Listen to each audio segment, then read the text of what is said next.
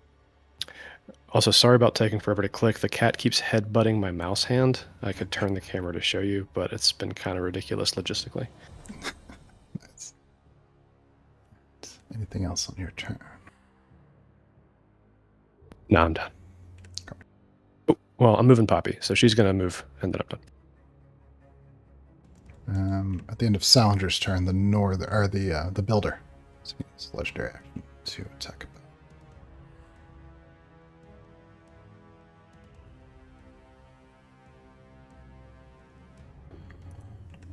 17 misses you. Nice. Yep. Too fast. Big thing hits the ground. Snow is flying.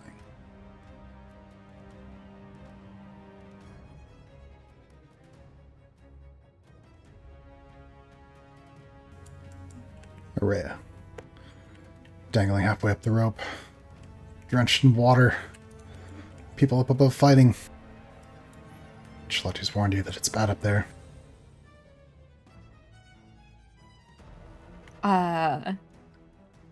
She's gonna take a minute to kind of like cling. Can I cling to the rope, not climb, bless myself, and then attempt to climb to give myself just like a boost to that roll? Hold on, maybe not bless, guidance. Sorry. It depends if guidance has somatic components, because your hands are occupied holding on to the rope. All my spells except for if I need to heal somebody's somatic. All right, I'm just gonna keep on climbing with honestly all of my strength. Her arms weak, her dress heavy.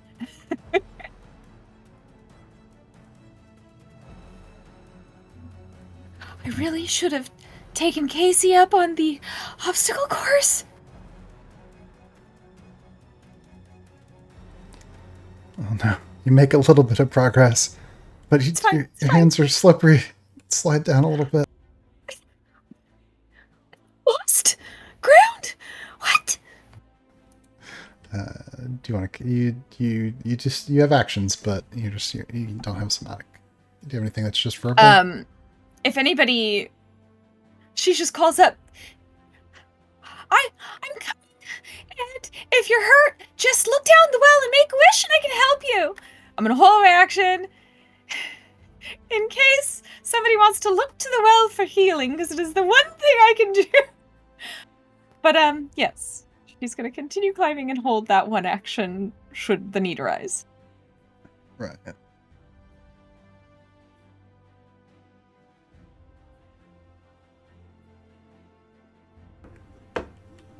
An undead townsfolk lashes out at Kabath.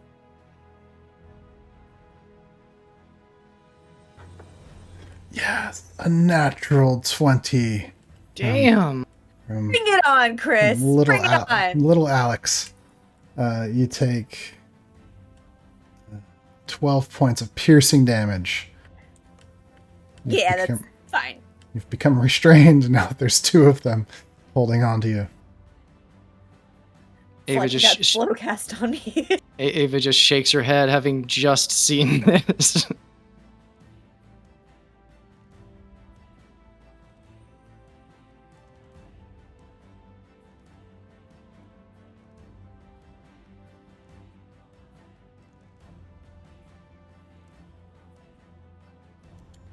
And then the one slightly north is going to take a bite. Advantage.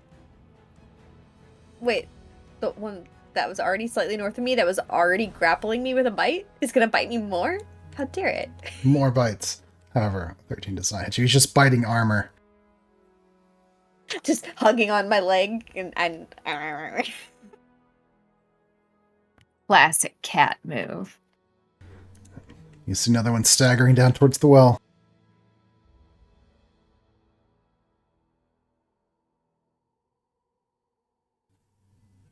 And the one closest to Shalati reaches out, takes a bite.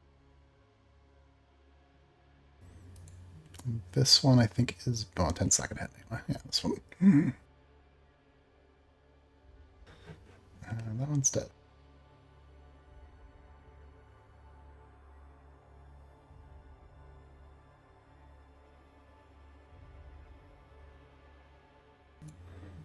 Big monstrous builder lifts the sledgehammer. brings down an attack on Beth. Oh, looking at a natural 20 currently.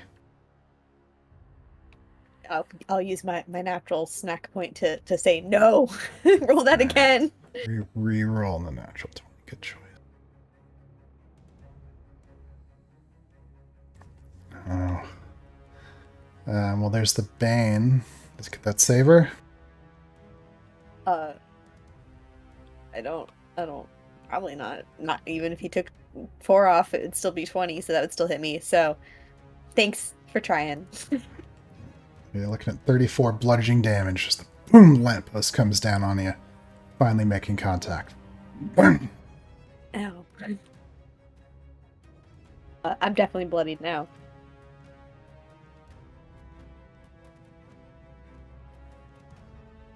I'm wishing for the one I heal. I can't look down the well because I'm currently grappled by 2 zombies, and so therefore I am restrained. Kabeth takes that hit, and she like staggers even though she can't actually move, so she just kind of sways, and she's like, "Oh, can't take another one of those." You guys probably all hear the boom impact of it. Down in the south, one of the zombies reaches out and takes a bite at Typhon.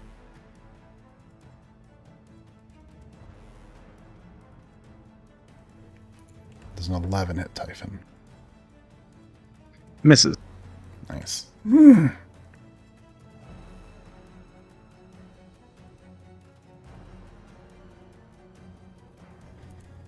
zombie stumbles up, takes a bite at Shalati. 15 hits you. It will just. Alright, you're looking at 10 piercing damage and you become grappled.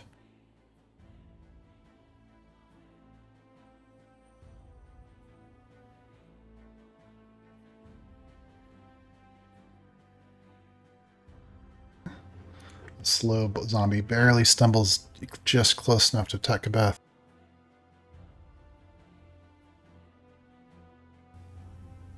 This one is slow but not banned.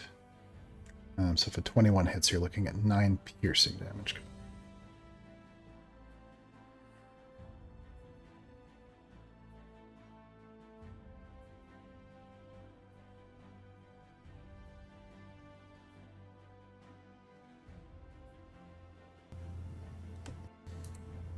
Is that one going to hit you? Yes.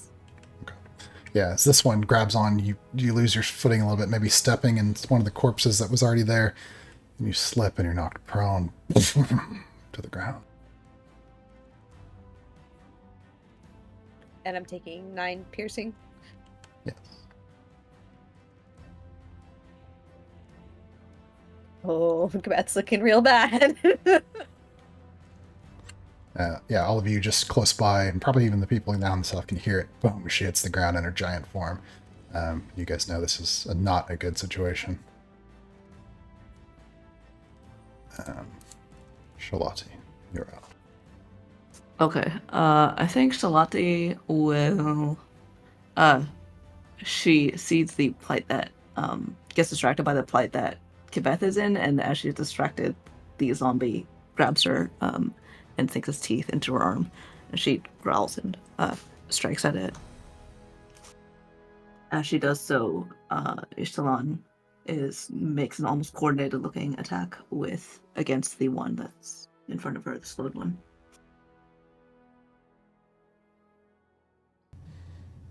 Oh, natural 20. Nice. So the natural 20 is the one that Shalati is doing. Mm-hmm. Yeah, Hello. just tell me a story on that one for sure. Yeah.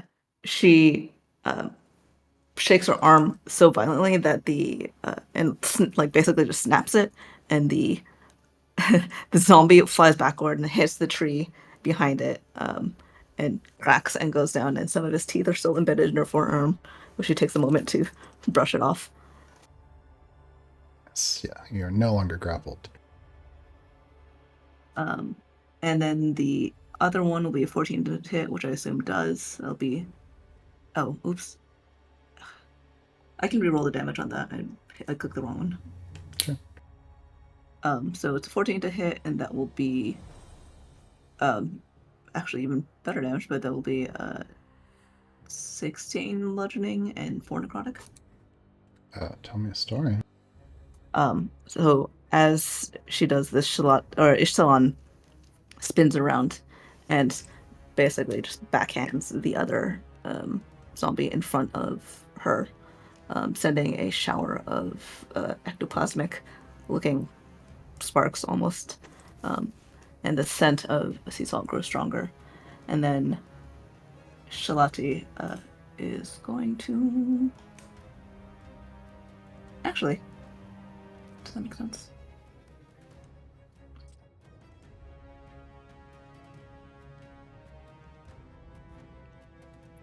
Okay. So, and Ishtalan actually moves upward,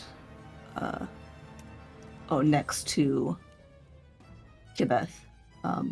And then they trade glances across the way, and there's a moment of shimmering as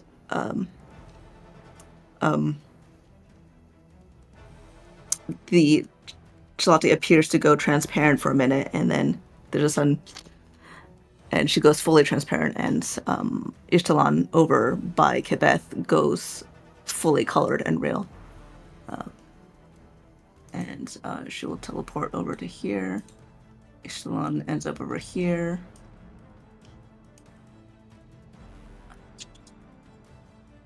And then I think she's going to move over one. So the zombie can make an attack on her attack of opportunity on her if it wants. And that one is going to try. That's the one that's banned, I believe.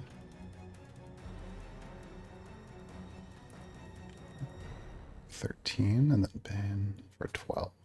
It will not. I think that is the totality of what I can do right now. All right. The All right.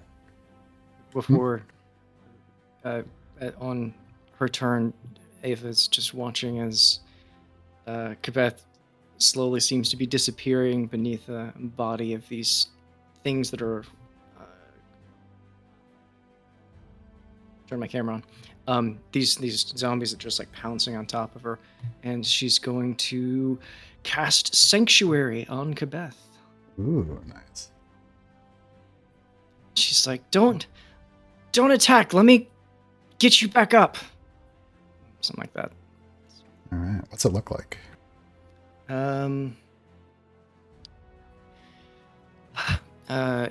Ava just sort of feels along the ground, and all of the energy from these unnatural undead things all around, and sort of the viscous and sort of putrid perversion of the energy all around, and the malevolence inside of it, and sort of weaving through and along that finds the energy inside of Kibeth, probably senses to some extent like the blood kind of rushing through and the energy kind of waning a little bit and panicked, and just twists a small amount of it inside of her, and the aura around her kind of shifts a small amount, and the air around kind of turns again a little wavy like heat waves for just a second, and yeah, she that's it. I'm not good at that. Timing, because interesting. Yeah. So the creature, interesting. Yeah, it's going to attempt to use one of its ability. It's attack, but since Shalati is now in range, and it has already attacked Beth, it has to attack Shalati.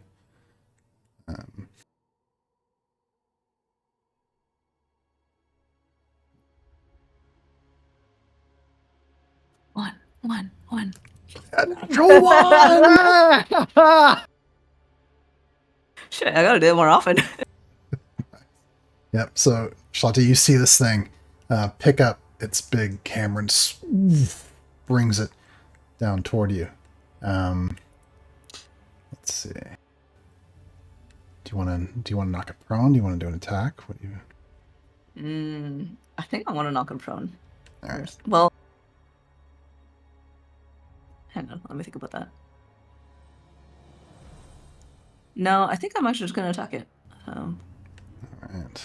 And you see this opening, this opportunity as it lifts the hammer up in the air. Lamppost.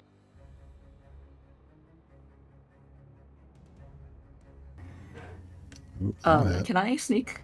Or actually, I guess. Well, I didn't crit, so can I add sneak to that as well? You had to sync to that. I'm trying to think if a sanctuaried creature is. Yeah, I'm thinking you probably don't qualify at the moment because of the Okay. sanctuary. So that will then be 15 bludgeoning and 3 necrotic. Plus body. So that's 4. So 19 bludgeoning, 3 necrotic. So 22 total? Yes. Yeah, it is not resistant to necrotic. Yeah, you've torn open part of its body. You can see the insides, exposed ribs. It's in bad shape, but still moving.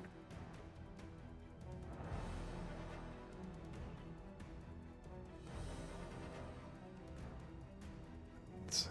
So that was a reaction, basically. Not you didn't spend your action, but.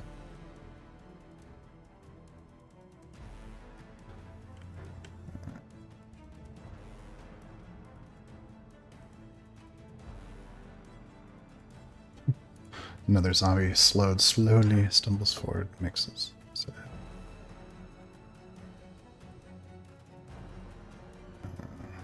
it's a wisdom save,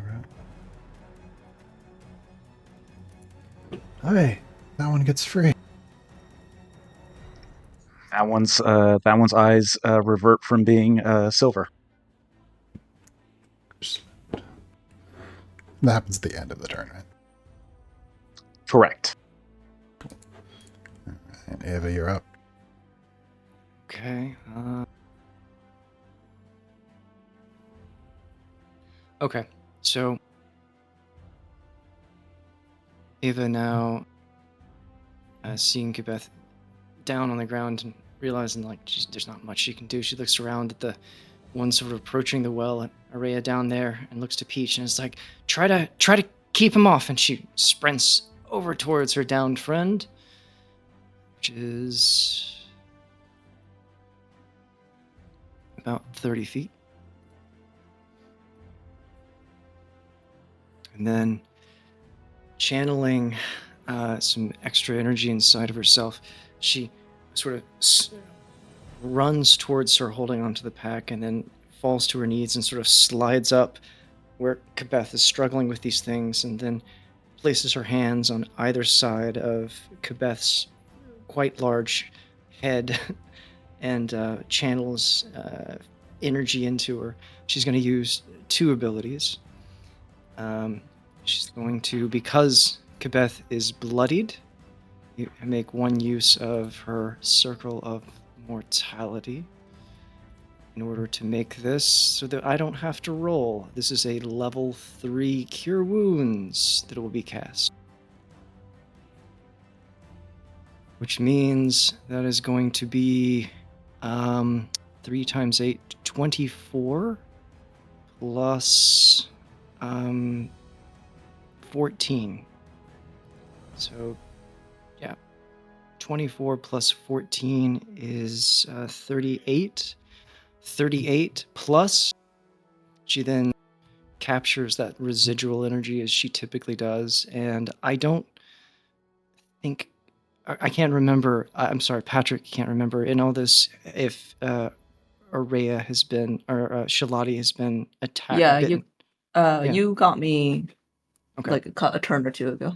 Okay. And then she sort of wells up the rest of the energy inside and thrust every bit of that remaining sort of energy back into Kibeth's body for another amount of 13 more. So Just remember that that second one will not benefit from the bonus. No, it does not. It doesn't benefit from the extra ability. It's just the pure 13. Okay, so 51. I think that sounds about right. Okay, so Yep, that's what I got. just I am no longer bloodied. Nice.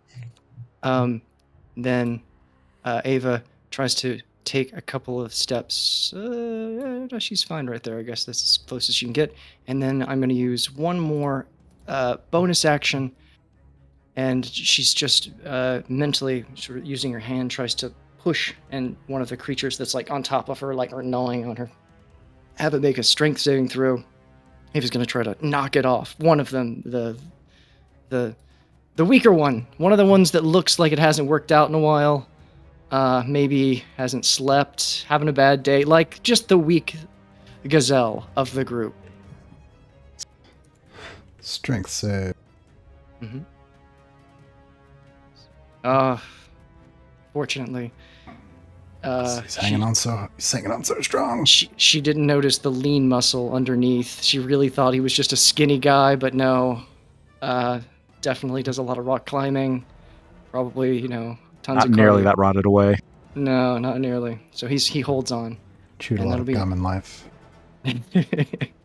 And then I guess that'll be the area where it's the end of her turn. I'll kind of move so she's between Gabeth and Shalati, and she looks back towards the well and the zombies approaching, and Peach, and it's just like, just try to keep him out, and that'll be end of turn. The end of Doc's turn, you hear an impact sound from the northwest. Every time! You are first in the initiative. Don't take it too personally. I know. It's just funny to me. I'm like, all right, I did something good. And like, God damn it. It just gets harder. Ava, knock it off. Yeah, she's going to be like, you know what? I pass. I don't do anything. I'm just going to sit down. I'm going to stop making this worse. Salinger, as you engage the big guy, you see that the zombie that you previously bloodied continues past you. It's going north.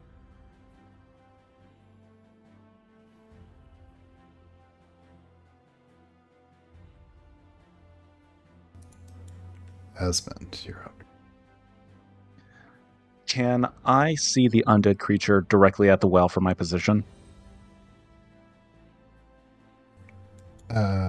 Yes, it's a little bit obscured. It might get some armor class, but you can see it. It's going to get 2 points of armor class for you. That's fine. Give me a sec.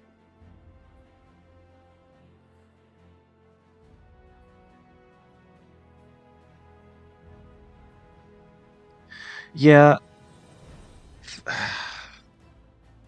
Okay, so there are currently 3 zombies surrounding the well at the moment. Is that correct? Yeah, correctish.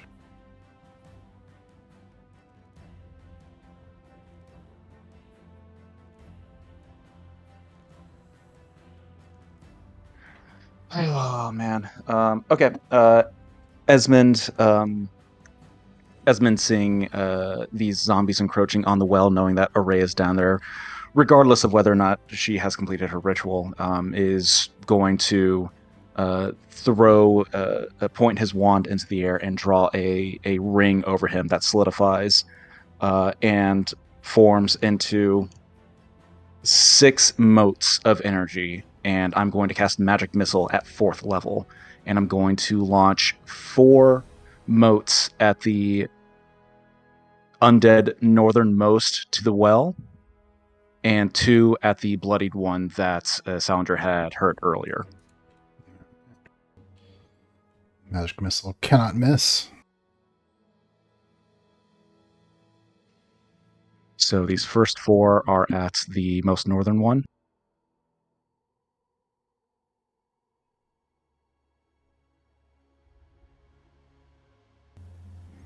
Oh. So that's, 4, 8, 12, 14 force damage. Tell me a story. Hell yes. All right. Just immediately not fully comprehending the situation, but noting that these things are still moving towards the well. Esmond, just in a moment, I need to make sure everybody's all right. Draw that ring and send those motes flying, and as they impact, it just gets knocked back further and further until that last one knocks its head clean off. And then the last 2 motes are going to hit that bloodied one. So that's 6 plus bloody for 10 total damage. Tell me a story. Similar situation as that one is moving forward. A mote is going to knock it in the leg and bring it down before another mote comes crashing into the base of its skull, just flies through its skull and it collapses.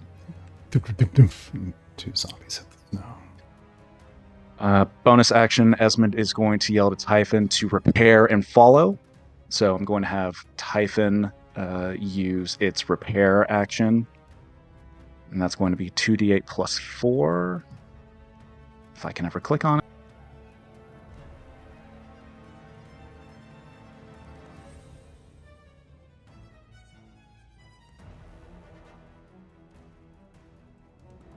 So heals for 13.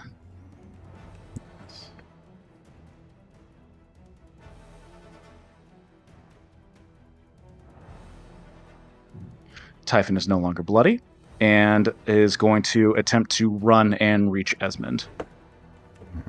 The one to the 2 of them to the south are taking swipes. It's an 18 hit Typhon. Yeah, that'll hit. 7 piercing, and he's grappled. He can't move.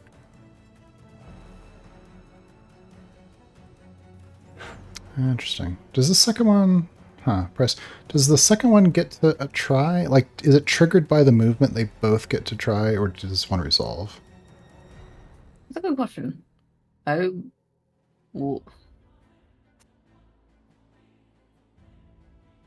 It feels to me like they would both get an attempt, regardless of the first one, because it does make a difference for Sentinel, though. Okay. I guess because the trigger is the same thing, regardless. Yeah, makes sense. Oh, jeez. Not a good day for Typhon. 7 and then 6. Okay. Typhon is bloody again. That's the exact amount. Yeah, it's the exact hit points he said. Chris, you're a bastard. Yeah. I guess maybe the exception would be if it doesn't leave their reach at the same time, but he did in this case, right? Yeah. Yeah, no. Situation's even worse for Typhon. They've grabbed on, pulled him in closer, and now he's restrained.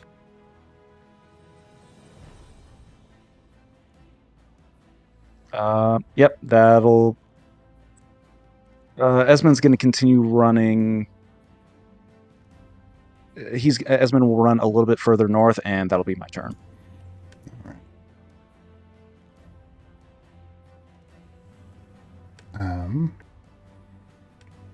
Yeah, Peach glances, like, eyes kind of widen, looks surprised, and looks at Ishtalon. What? Shalani? And it's going to give Ishtalon a bardic inspiration, and give Ava a bardic inspiration. I don't think she can get one, but Well, it at least feels nice.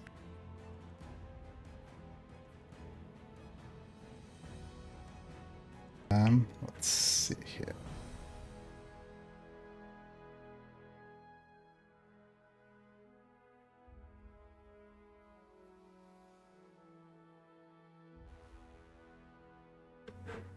You know what I just realized? I thought...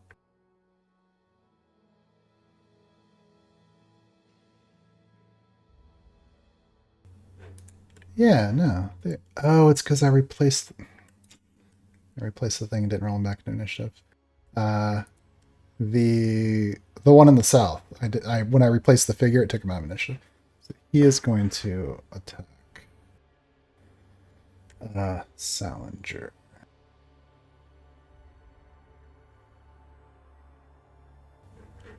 So I'm just put him at a... interesting. Yeah.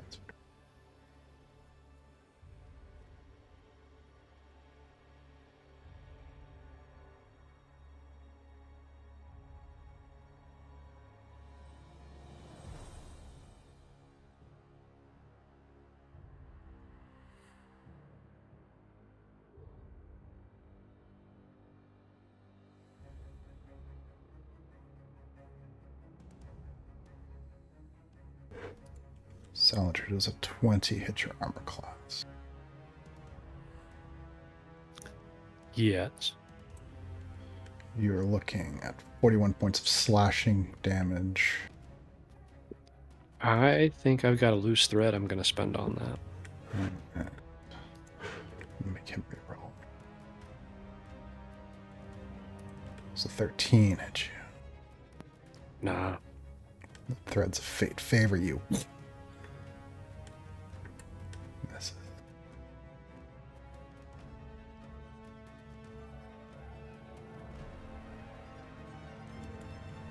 Then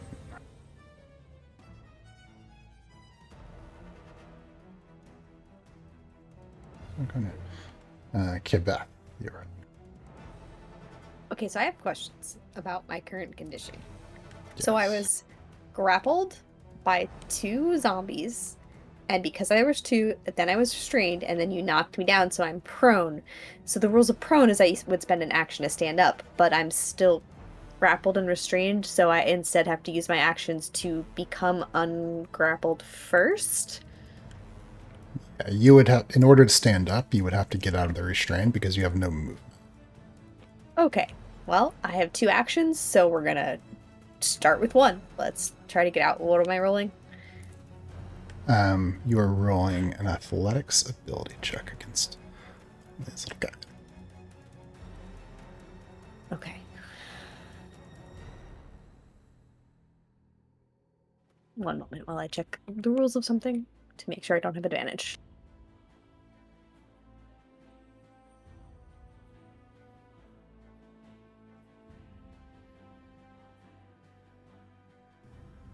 I feel like you should get advantage because you're a large creature. Yeah. That seems fair. I'm trying to figure out if I can channel divinity and use my peerless athlete to at least give me then I would have advantage on it.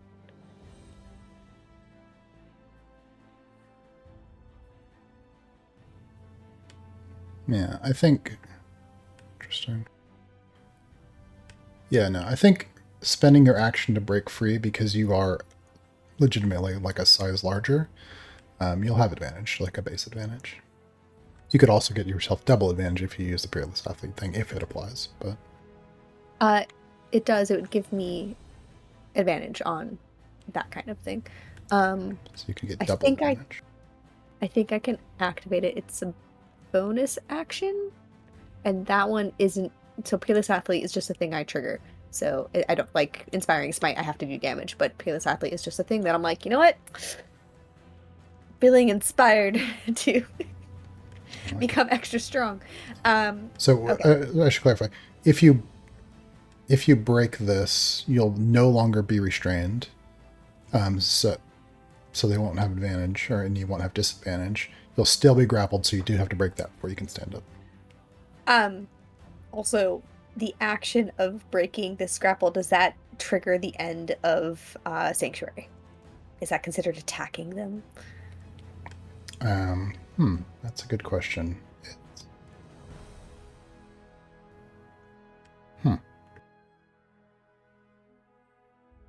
How's Sanctuary worded? Does it say attack action or aggressive? If the warded creature makes an Well, attack. Yeah, Patrick and I were talking about that. Like, we have to be loose with that because otherwise you could fireball something that's not an attack roll. Gotcha, yeah. Well, the second part of it is if you cast a spell that affects an enemy creature. So fireball would count as that. Sure, but if you have like a breath weapon, right? Like, say you're a dragonborn, you could breath weapon something that's not a spell and not an attack. I Or only deal asked if damage to Charm, another like, creature. says specifically aggressive, so I didn't know if it was worded the same way. I mean, it is technically neither an attack, a spell that affects an enemy, or deals damage. I do think just pulling away from the creature, just the act of like trying to break free, is not hostile, right? Not aggressive. So. Okay, cool. So that's good. That's good to know because I'll still be lying on the ground. All right. Do I want double advantage? I only get one of the channel divinities, and the other effect does something cool. So I'm like, is it a waste? You've still got your extra d6 from Peach too, right? That's true. All right. I'm not going to give myself double advantage. Let's just do regular advantage and hope for the best. Right. And it's athletics. Athletics. Or acrobatics, your choice. And then I add... Well, you did better than the 4. Oh my god. Well, thank God. Jeepers. So that's one. She kicks one off her leg. Okay, so yeah, so you're no longer restrained, just grapple. All right. I'm going to spend my other action getting the other goddamn one off. With those rolls, I feel like there was like 2 geriatrics wrestling one another. This one's a 24. Much better than the 9. Are you action surging? Action surging to do that, I assume? No, I get 2 actions per turn. Oh no, it's 2 actions per attack. Damn it! Yeah, 2 attacks per attack action. I don't have a... Well, you're no longer restrained. You're just grappled. That's my turn. Wait, no. No, it's not worth to use my bonus action thing for that. All right, that's it. I escaped 1. All right. Can she try to get up, or does she have to have everything off? I don't have an action anyways. Yeah, she has no movement by which to Got it. Damn.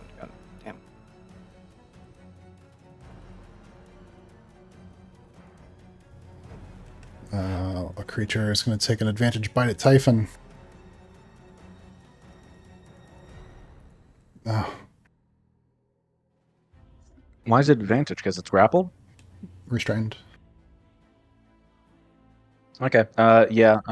22 hits, and let me just double check.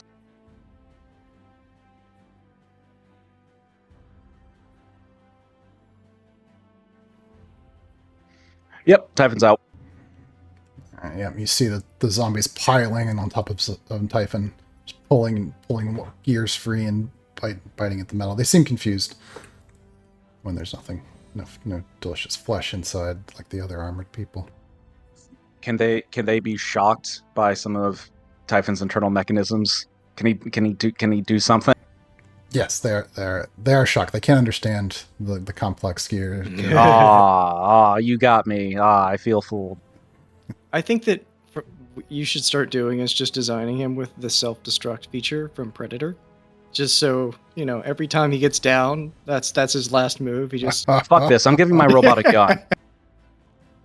I'm making a Gundam. Fuck you guys. This campaign's... Just an auto thunderclap around him every time he dies. Let me roll this gun.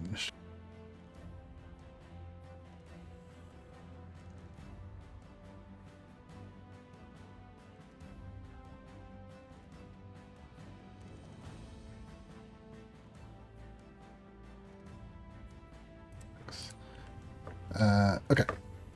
So since we skipped that guy the first round, he would have already gone this turn. Yeah, so I'm gonna have this guy go right before you, Salinger, and then he won't. He'll go again. It's actual mission. So the lumberjack. Make sure, did I actually skip him? Didn't you already roll him again when you realized he wasn't in there? I didn't roll. I rolled his attack, but I didn't roll initiative until just now. But I did roll I rolled his turn. I'm trying to remember. No, Salinger's only gone 1. Yeah, no, he doesn't get a turn here. Okay, he'll go. That is helpful. Oh, what he will do though. Yeah, right before your turn, he'll use his legendary action to attack you. And then... Sure you don't want to let me rage first? No. It'd be too good. Low rage. As a treat. He's going to attempt to do this furious attack. Oh no, wait. Is Poppy standing? Oh, Poppy's standing right there. Alright, well. She is. You wouldn't hurt Poppy. Well, he must, because you are both in range, and he's already attacked you. One. Let's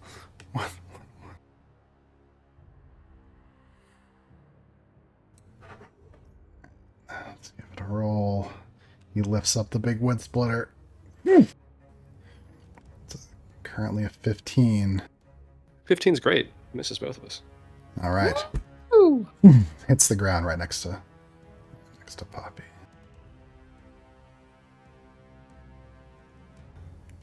Sandra, your turn. Sal goes to slick his hair back and his eyes go gray. A couple of stray threads just kind of pop up. He growls something to Poppy, and she's going to jump backwards quickly, about 30 feet. Can Esmond wants to use his reaction real fast. Do it. What you have to use your action in response to something. Like it has to be a move or an action. Oh, You could do it to her movement if that's appropriate. You could follow Poppy's movement by spending your reaction to activate. I think you can't preempt something. yeah. All right. Esmond will still use his reaction and just yell to Sal. Sal, there's one more undead by the well. Send Poppy after it.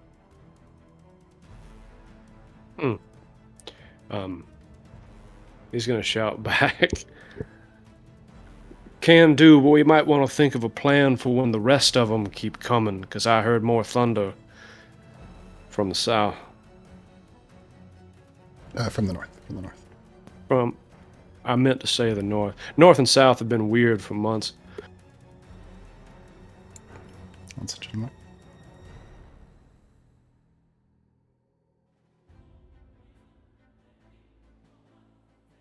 I think she can get there. Let me double check her character sheet and measure before I commit to that.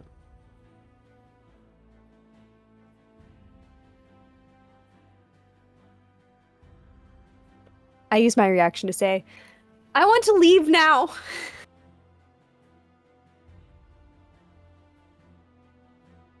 Yeah, she's good. Okay, so that was my bonus action, her movement. Sal will do the attack action against this big honkin' behemoth.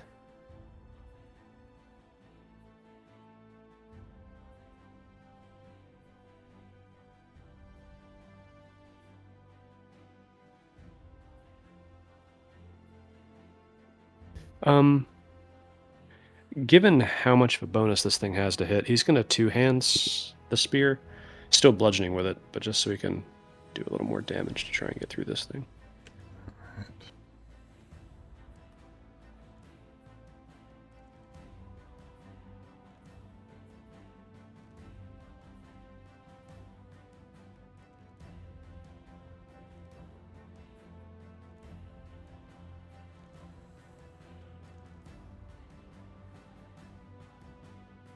All right, 27 and 9 bludgeoning, +2 for rage, and +2 for dueling will be 13 on the first attack. And then Poppy will react to add a d6 fire. Oh, nope, I'm out of range actually. It's only 30 feet, so she will not. So just 13. Yeah. Second attack. Cut through some of the creature's flesh and muscle, but it's still wheeling around for another attack. Gotcha. So another 10 for the second one if a 23 hits.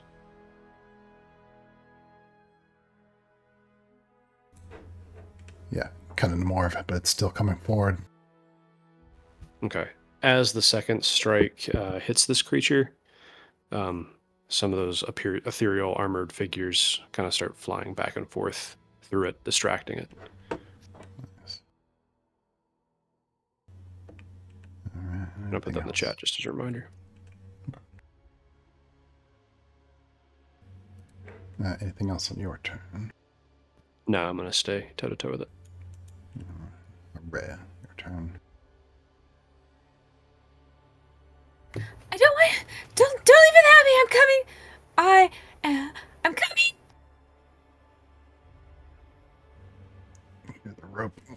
groaning. Oh my Slide God, down please. another inch. Not a natural could you, one. Could you please? Can you?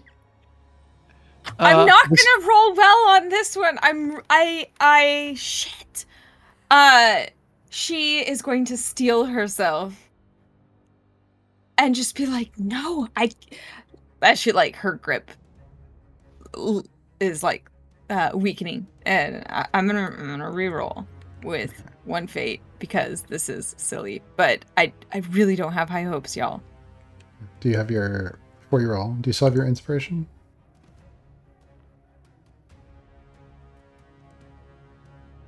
No, because it's not clicked on my sheet. Okay.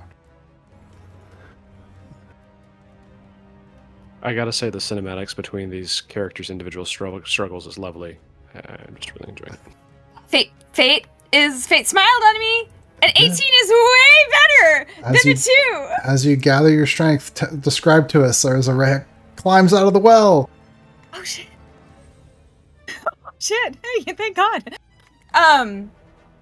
With one hand slapping on the edge of the well and the other, she slowly pulls herself up. She is wet, head to toe, bedraggled, cold, shivering now despite the physical exertion, and her hair and skin dark with the slime and whatnot of muck looks a horror as she emerges from the well, hair like in front. And she slowly just like slaps a hand, grabs the lip, pulls herself forward, just kind of tumbles over the edge of the well in a heap. It's the hardest thing I've had to do in years. And looks around her. What does she see when she finally gets up? And Peach whips her crossbow around at you, but hesitates at the last moment. There's a piercing scream as Ava yells, "The undead are coming out of the well!" No, No, but exactly. No. No, really. No, I'm just kidding. Or Pete. Yeah, Pete. All right, you made it. Taking stock of the You're out taking of stock of the zombies around us. What does a green dot mean? you're not sure. Some kind of magical effect. Okay. Right. Right. There's a whole lot of zombies over that way. I didn't think I was going to get out this time around, so give me 1 second to see what is in my repertoire. Yeah, looking around, you see Kabeth is on the ground. The zombies swarming all over her. Big giant zombie with a big hammer there. Shalotti's standing there trying to defend. Peach is close by. You see Shalotti. Wait, no. Is that Mishtalan? Slightly to your west. And then Poppy's right there. Oh, you see a big ball of fire sending smoke up in the air to the southeast.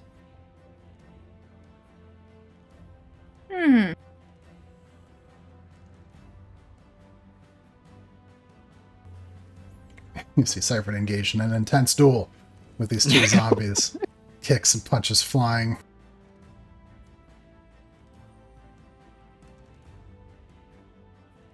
Every time.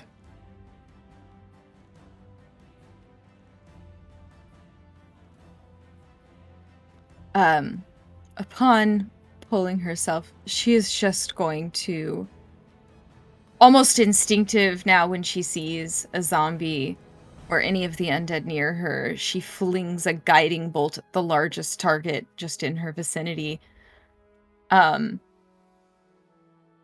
She'd been, psyching herself up as she was in it. So hopefully this goes well.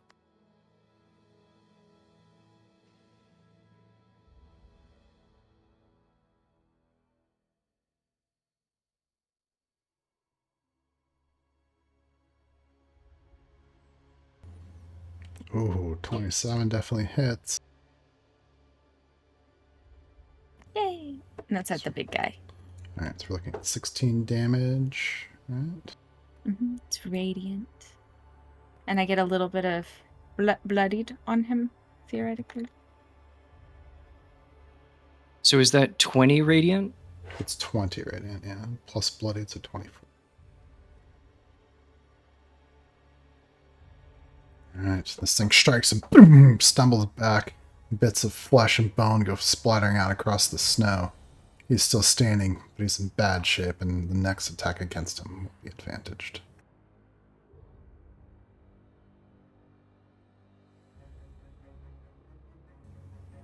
Anything else on your turn?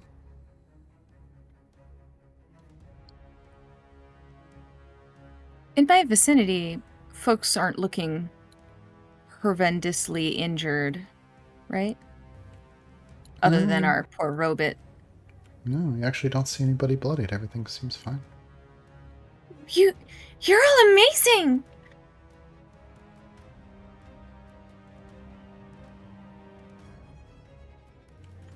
She's going to stay by the well, though, and glances back in it with kind of like a fearful look. She had never looked down while she was climbing up the rope, but she remembers the sounds of zombies inside the cave, the cavern she had once been in. So she has worries. She has concerns. Alright. Anything else on your turn? No, that'll do. Zombie will take an advantaged bite. No, it's going to attempt to take advantage bite at Beth. It might not pass the saving throw. That's right, wisdom.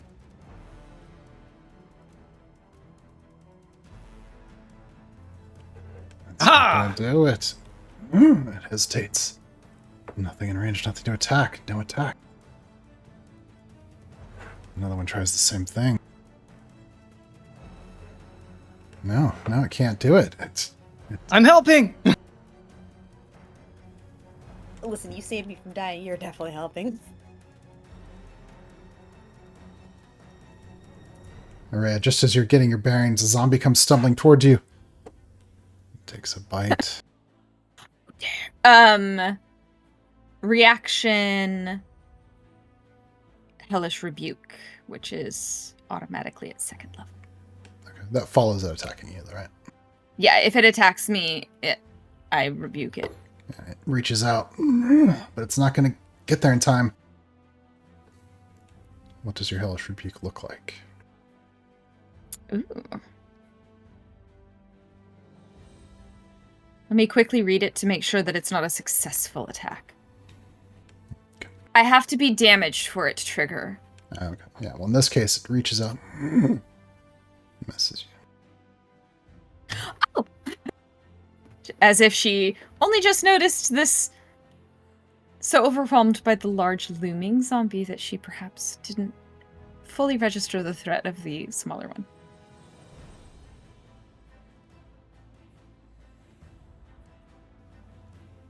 In the south, you see another zombie stand up from the remains of Typhon and go stumbling north.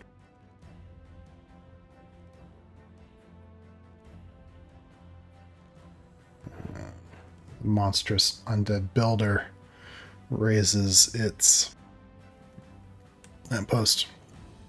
It's going to attempt to attack Kabath. Let's see if it can make it saving. Natural one, natural one, natural one, natural one. Oh, well, I got 2 ones, kind of. All right, -4. That's a 16. Does that make the save? No, it doesn't. Ooh.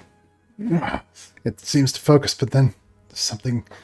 It looks at Shalati, makes the attack.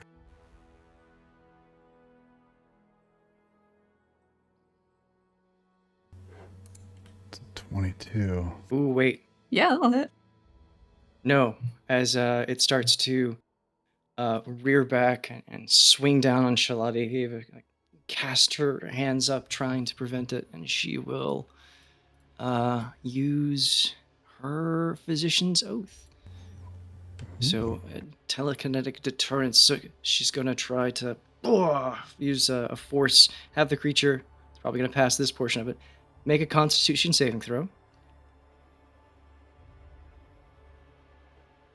Oh, wait, does that fail? That definitely fails. So a couple of Nice. things happen. This has never happened before, and I didn't expect it to happen on this turn.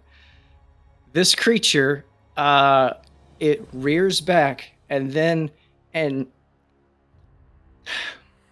invisible force rockets towards and hits it. I want you to picture grown adult Sean taking a dodgeball and throwing it as hard as he can at a middle schooler and it hitting it right in the face.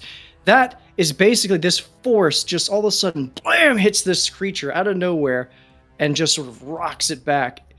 It gets pushed back by 10 feet, stumbling backwards. Its entire senses, its vision blurred, its hearing gone. It's as if a small mote of light is all you see right in front of it, like a little pop. But in its mind and its head, there's this immense explosion of just deafening noise and force. And it is blinded and deafened until the end of, I guess, this turn. So, yeah, pushed back 10 feet, blinded and deafened. Right. I- Yeah. This thing, boom, boom, boom, leaving big footprints in the snow, shaking its head. Yeah. Attack hitting just short of Shalati and then dragging across the ground. Nicely done. It does have the opportunity now to save against slow. Oh, yeah. Wisdom DC 17. Failure. In fact, oh no, it's advantage, so not a natural one. But yep, still slow. The zombie just north. Gabath attempts to make its saved attack. Not gonna do it. They just stand there, just not hesitating. Shalati, you're up. Okay. I think Ishtalan moves forward and actually no. First, as it gets pushed away, Shalati stalks after it. The glaive pulled back and rolls it around and is going to strike at it. I think she gets double advantage on this, and she's going to use her sneak attack. All right.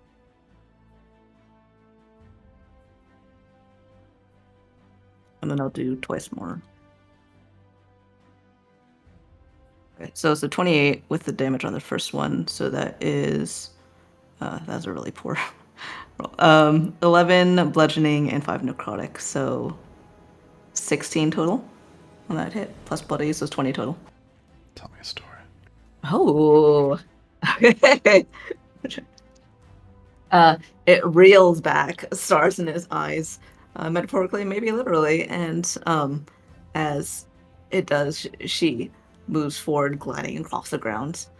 The glaive reversed in her hand, and as it stumbles back, she takes a step up, bracing a heel against its knee as it is pinwheeling, and then comes up and brings the stuff down, cracking over his shoulder right at the collarbone, which crumples and staves in its lungs, its trachea, and the head falls back, and it You can feel it in your heels as the ground shakes as the giant falls. to the south. Ishtalan moves forward and is going to make an attack on this one. There's a tiny little movement, almost a one from Shanti as Ishtalan strikes out at. Oh, Oh, nice. Natural 20. And she moves forward with such intent that she actually just straight rushes through the zombie to the south of Araya. Of Araya. And then fuzzes back into reality and is standing where she was while the zombie crumbles to the ground.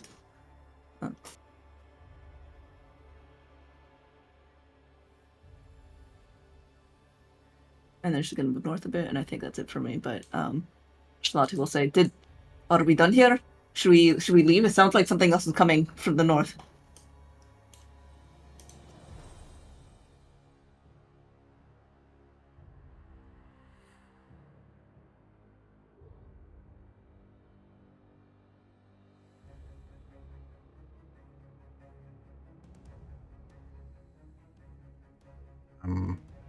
Just north of Kabath, the one that got free of the slow. Oh, yes. Stumbles forward. Actually, for those three, I need to roll their slow thing. I didn't do that. Top down. You see one of them, just something happens and freezes in place. The next one, still slow. And still slowed? Nice. Yeah, all three of them still slowed. One of them can become completely frozen. The one on the north there is going to take a bite. Attempt to take a bite. It's got to make its saving throw.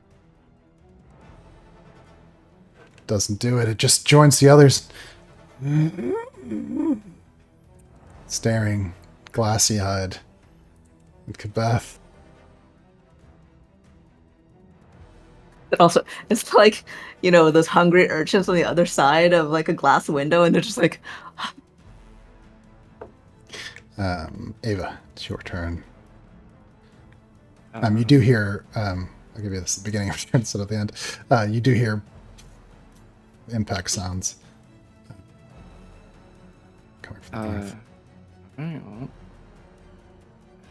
she sort of looks around and still like considering what to do. The only one thing that she can think of is the creatures that are on top of Kabeth.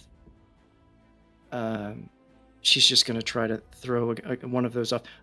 The one that froze completely. Is he one of the ones on top of Kabeth and making her restrained? Oh. No. All right. I feel like, well, yeah, they're all piling on her. Interesting. Is there only one left on me? There's Or am I one. missing? Well, they're all. There's one there's only one that's grappling you, but I think you should know what it is. It's the one southmost, the one closest to Shlati. That's the one that's grappling. All right. The middle one right. was the one that was restraining. The one that is trying to grapple her.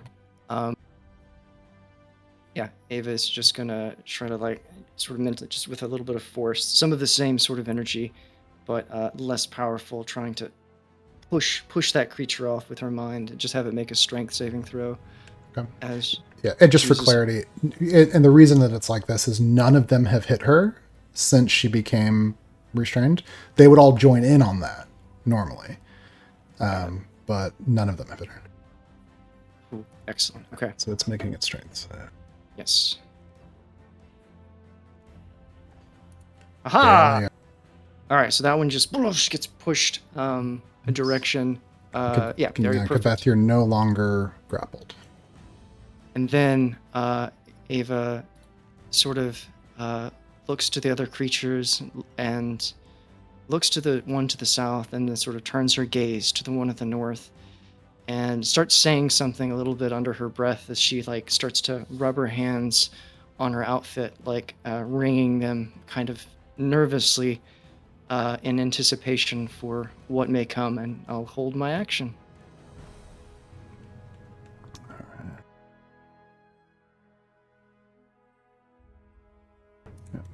At the end of Ava's turn, you hear boom, boom, boom, boom. And then to the northwest and directly north, you see two more of these creatures crash through one of the buildings, land in the snow. Can't they use the alleyways like normal people, Chris? Why do they have to destroy the buildings? They know these buildings don't make any sense. That's right. That's why. They're not using doors.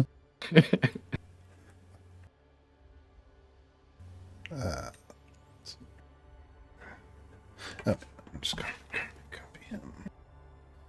And then this one. Sorry, I don't actually have the icons attached to their sheet. Oh yeah, let's use this guy.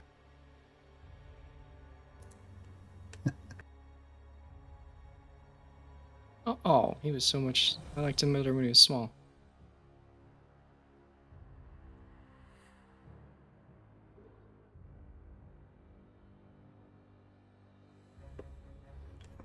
Paste this little guy.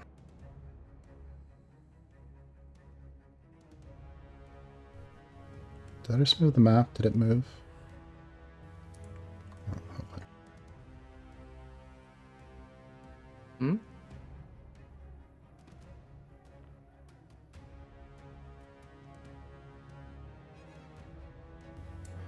For a second, I thought I nudged the map itself. I don't think it actually moved.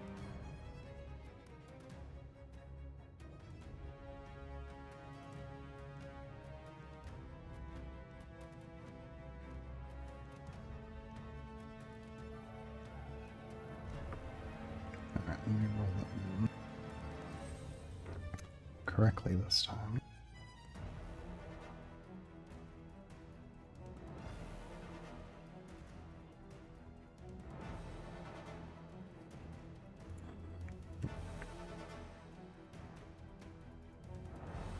But that is, as these two land, you realize you don't hear any more of those sounds approaching.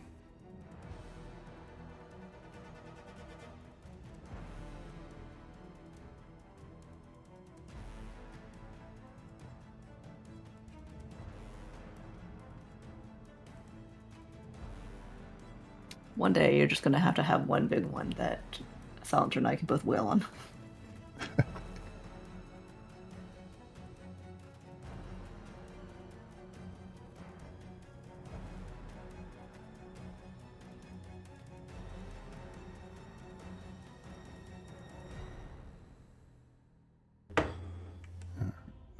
So down in the south, the one in front of Salinger. Let's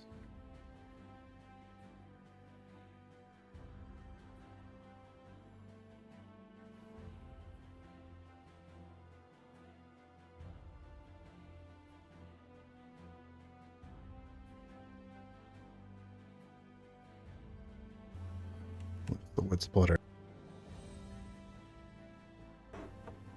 Oh no. No.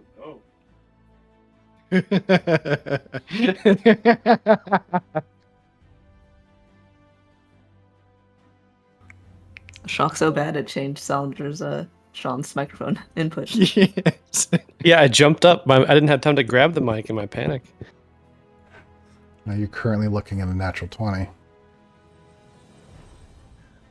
Yeah. I'm gonna keep looking at it. I'm just gonna take half from the resistance to bludgeoning, but ow though. Alright. Yeah, it comes down. And we're looking at 47 points slashing. Okay, so 24 because you round up to whatever's worse. Yeah, whatever's worse for the character. Alright. Right. And so, yeah, so struck by a critical hit, you're knocked back 15 feet. Put you about there. As he slides backwards, he immediately regrets no longer having his shield up.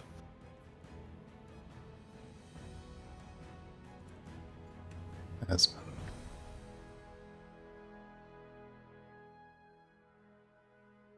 Oh shit. Oh, actually, Yeah, all right. wait, this creature still has movement.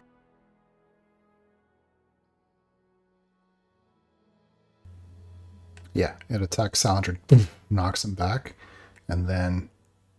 Oh, wait, you put... Salinger, did you have a rage effect on this thing?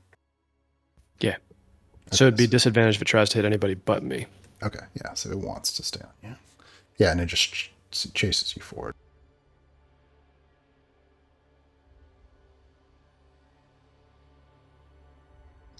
Oh, well, that's not as good as I'd wanted. All right, fine, I guess.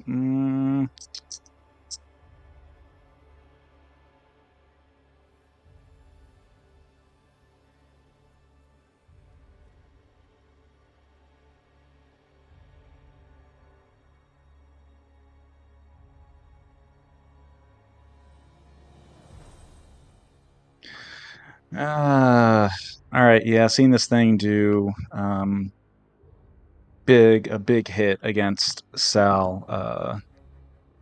Esmond's going to reach out and invoke his ability, and Salinger, you are going to feel a sense of invigoration, energy. Um, you can feel yourself moving in a manner that's it's almost like you can feel what is coming before it hits you.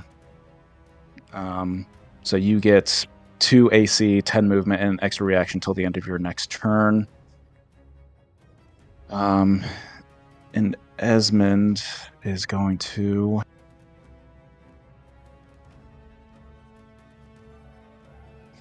it doesn't really make sense. Yeah, Esmond is going to sidestep and throwing his shield to the side. It's going to release a grappling hook, which is going to grab a large rock, bring it back. It's going to begin spinning very quickly before it releases. It stops suddenly and releases that rock, and he's going to cast catapult at second level against this creature. Right.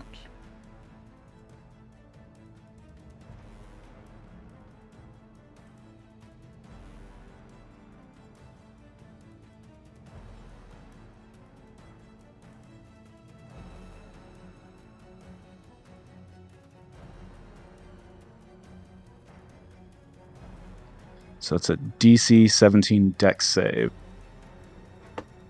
Check. 17 deck. Oh, that's a failure with a 13. All right, choice. 15 bludgeoning damage.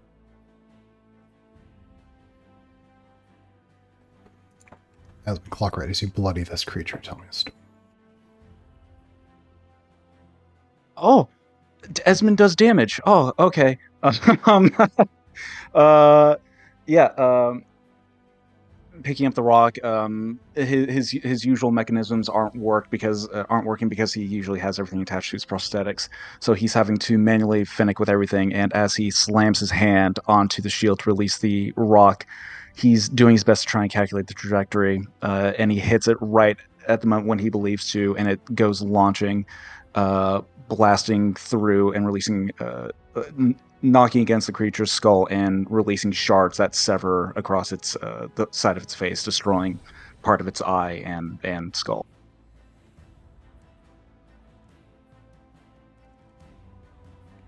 And then he's going to say to himself, gonna step away from that and back up 10, 15.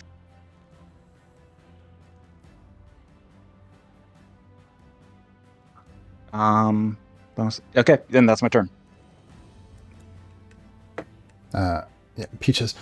All right, Hez, do that again. You get a bardic inspiration. And not remembering who got what. Kabath, you get a bardic inspiration. If they stacked, I'd have 3. Good. So inspired. Also, Kevin, I think you said 15. Do you get the extra 2 for that upcast as well? Would it be 17 instead of 15? I think it is. You are correct. It should be 17. I was misreading that. Yes, it is 17 total bludgeoning damage. Updated. Thank you for pointing that out. Every little bit. At the end of Esmond's turn, the one in the south uses legendary action to attack Salinger. Oh my god. Another natural 20 on Salinger. What do you do to it, Sal? I don't know. It's just too fashionable. And you're looking at 45 slashing. I am wearing my fur-lined coat today. Maybe it's jealous of the quality. Yeah, I'll thread this one. That's a lot back to back. Alright, making it reroll. Is Slightly 20. better. Yeah, not a Sal, you have an critical. additional 2 to your AC right now. I know, which makes it exactly hit me. So Ah. 31. Not with this. okay, so halved 16. Yeah, and no knockback. I kind of like the knockback. It's helping me retreat at this point. Right. Give up.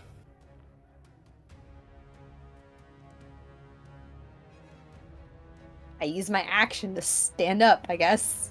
You can use, just- but you can just use half your movement to stand up. I use half my movement to stand up. And let's see. If I want to pick someone up and throw them over my shoulder, that would take an action, I assume. Half your movement to fall on them. Okay. And then there's still some active zombies nearby, Mm-hmm. but I have sanctuary. They also don't get reaction. Esmond says, reminds you with this reaction. Yeah, okay, fine, fair. I mean, she would know by this point. They've been moving very lethargically. You're not sure who he's talking to, but he uses his reaction to remind you. Some heavenly voice came from above and told me things that I definitely didn't remember. Thank you. Okay. I'm going to... How tall is the little wall around the square? Pretty much irrelevant. It's just a decorative. Okay. I kind of want to... And I'll take an attack of opportunity if I move away from those zombies, right? Potential. If they succeed on their... If they attempt to and succeed. And can. Okay. I'm gonna sling Ava over my shoulder. Oh my god, why does people keep doing this? Do you resist? Ava is too still surprised at how often this happens and is just sort of scooped up unexpectedly. And I'm gonna say, "Can we leave now?" No. No. Ava just sort of is shaking her head like, no, we can't leave now. You know what, actually? Yeah, that's fine. Do you not want to be scooped up? It's okay. You don't have to be scooped up. Okay, yeah, not scooped up. Can Thank you kind there. of hold her arms up and Sure. offer to pick you up. And she seems distracted and not. Yeah, that'll be better. Thank you. All right, then I don't pick you up.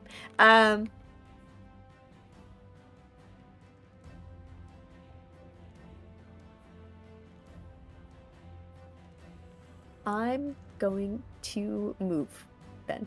I have half my movement left. I could still move pretty damn far. Yes. Let's see.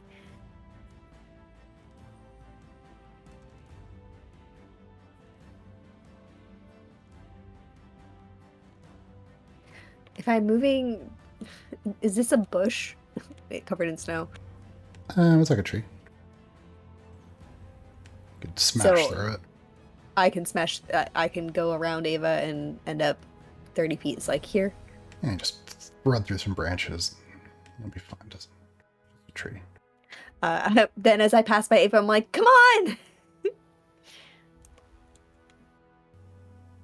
I move to here.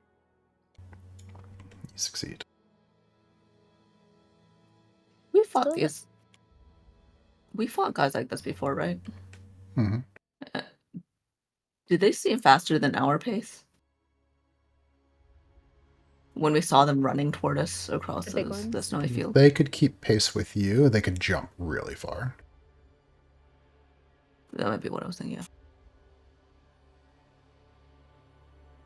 I'm going to turn and face towards that one in the north. I'm holding my hammer at the ready, but I am not attacking it. I'm going to hold my action, which I still believe I have. Action held.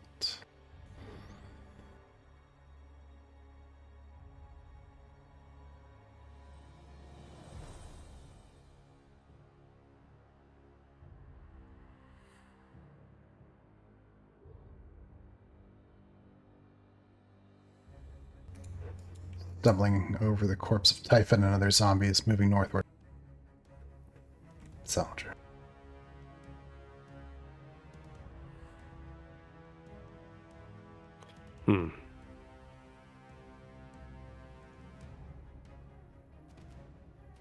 He looks over his shoulder just to make sure everybody else is still there and not retreating.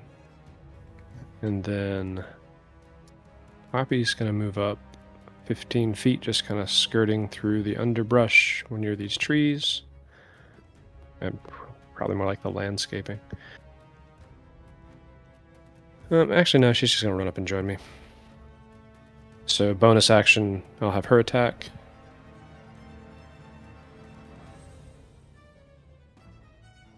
She'll jump on the back of this thing after it tried to crit me twice. Ridiculous.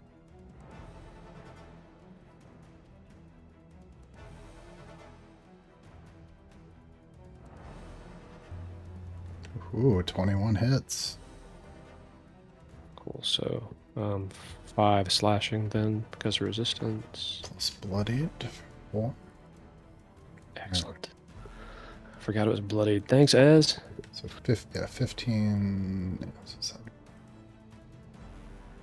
Okay, then I'll do my attack action.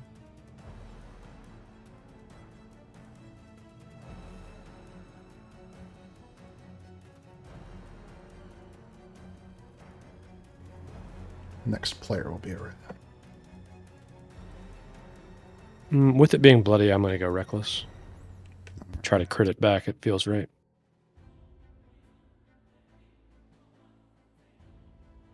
Well, no critsies. So that's 12. Poppy will react at a d6 fire. Another 3, so 15. Plus bloodied for 19. Mm-hmm. Second attack, still reckless.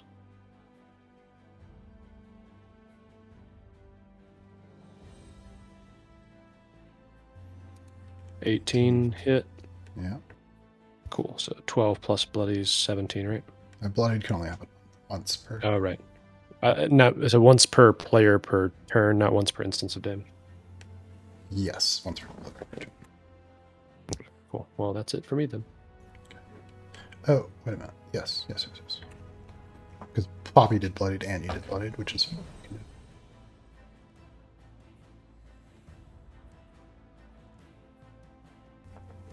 It's like, how much was that? 12? That was 12. Yeah, 12. Very consistent on the damage that time. Hacking. Yeah. That's bludgeoning. Yeah. Bones are cracking. You can see it's exposed. Things in bad shape, but a normal man would be dead, but it's still moving.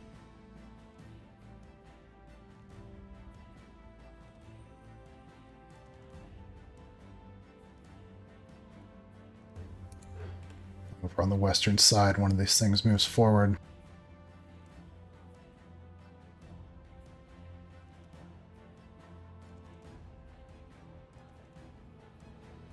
Yeah, it's going to dash. Just leaping through the air.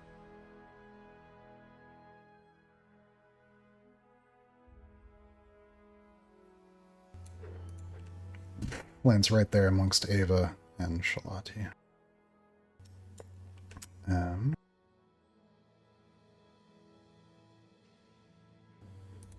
It.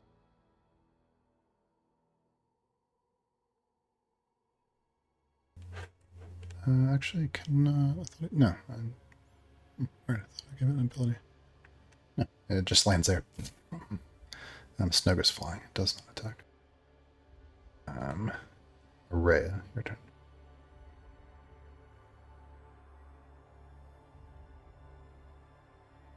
Let me measure one thing.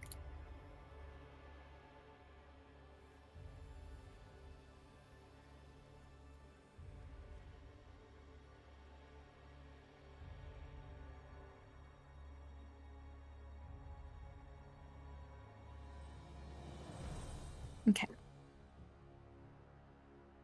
Sal is pretty far away, isn't he? Yes. If we need to go, we need to go. But maybe this might help. And she'll step towards her closest friend.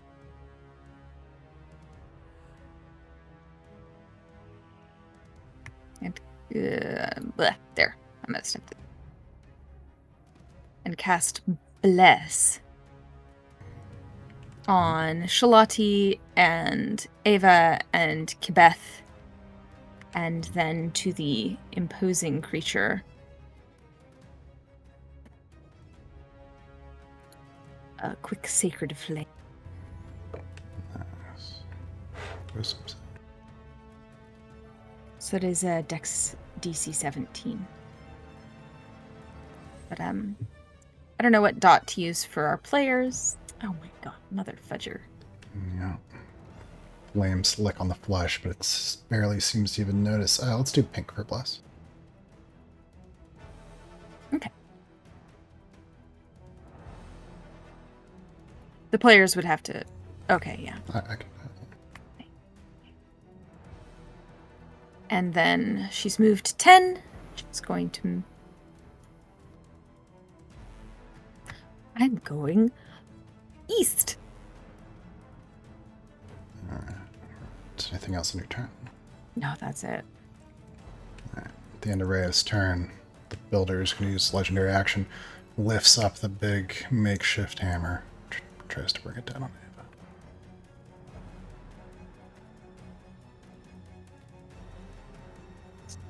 I'm going to use my reaction to attack the builder. Alright. 8's going to miss. You see that opportunity, Shalati.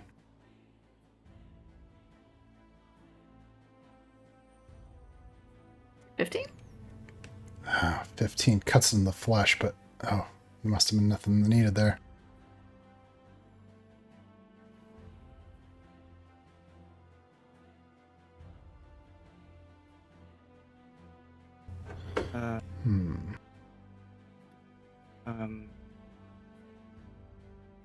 Yeah. The Oh, I just realized I have bless. Hang on. Oh. That hits. 18? Nice. Excellent. So that's 12 bludgeoning, 3 necrotic, so 15 total.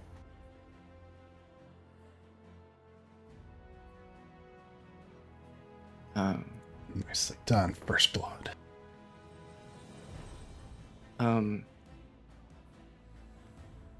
Yeah. As the creature comes into the frame, runs in, and then goes leaping through the air, Ava had been saying under her breath, and it lands right in front of her. She looks up at this creature as it takes a giant swing, and she sort of lifts her shield just enough to deflect just a small blow of it, and then continues to look around and keeps saying over and over to herself right under her breath, "They're not supposed to be here. It's okay. They're not supposed to be here. They're not supposed to be here."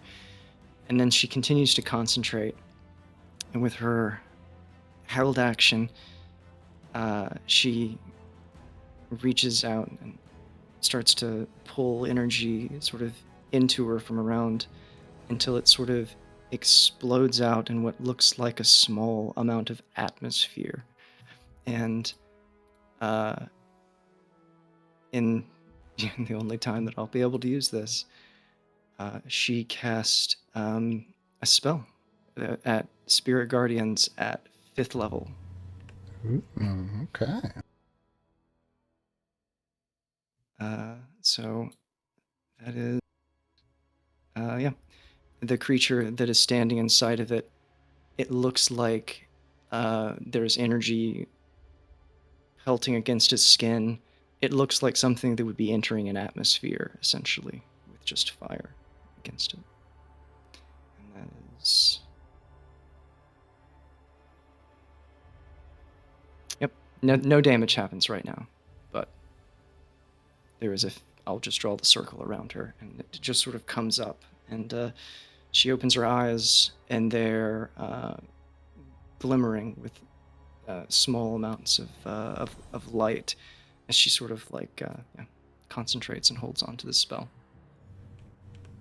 Right. So that's the beginning of their turn thing, right? Correct. So I'll draw it.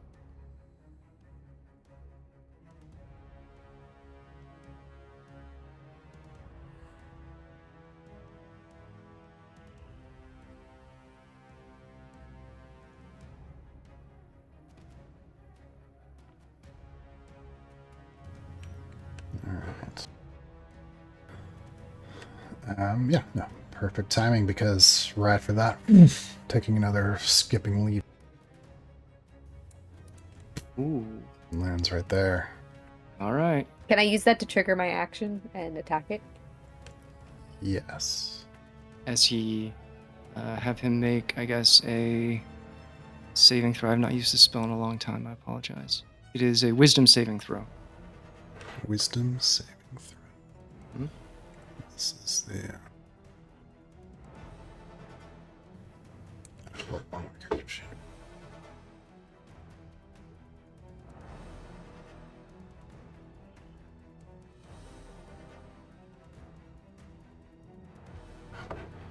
Wisdom save.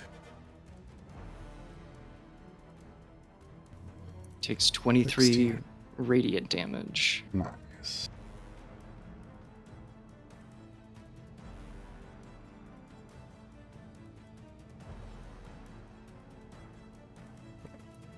Yeah, you see like the flames charring like one side of its body is roll around.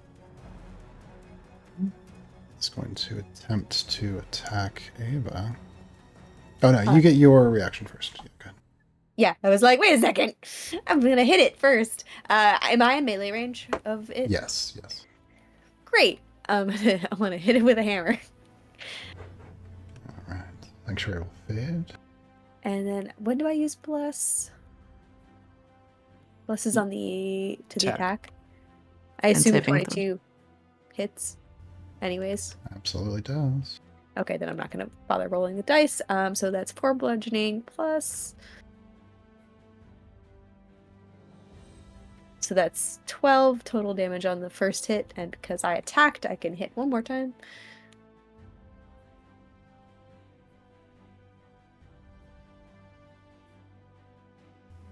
I assume 21 also hits. Absolutely. I have these damage rolls absolute shit, though. God damn it.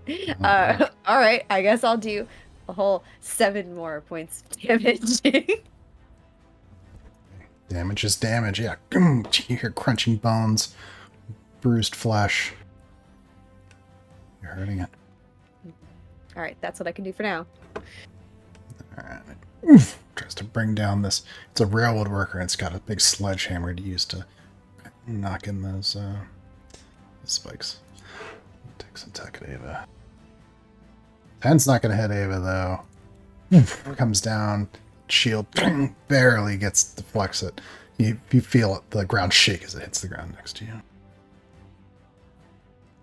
She seems intensely focused, as if bits of sweat and hair kind of coming down her face as she's straining very hard, holding concentration on this. Absolutely.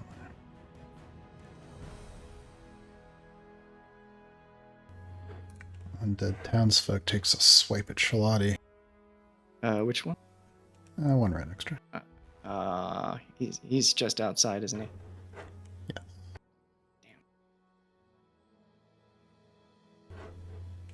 Yeah. 14, I assume, is not going to hit you.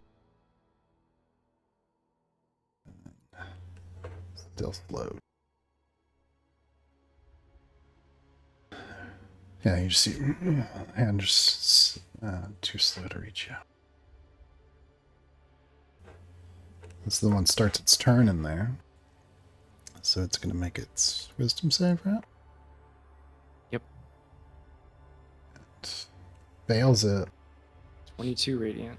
Tell me story. Just, again, it's just like as if entering the atmosphere. So you just see the heat and everything sort of pelting against it. And as it intensifies, it just burns away through the essence of what the creature is until it turns to ash and just sort of falls to the guard, falls to the snow.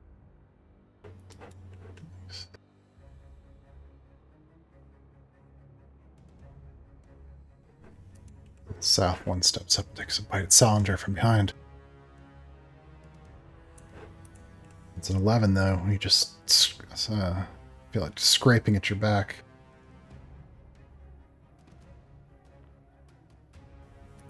This one that had been frozen in time stands up just enough to step into the area of effect. Wisdom saving throw. Failure. 26 radiant. Tell me Same a story. thing. It's the exact Explode. same as the other one. Just it stands up and just sort of erodes. You see it as it starts to stand up and its body sort of enters it, and as it does, the body parts that enter first, like the hands, you see it sort of disappear, and the arm as it sort of steps in and just dissolves as it enters the sphere. Alright. Charlotte's starting her turn. Do you want to set her on fire?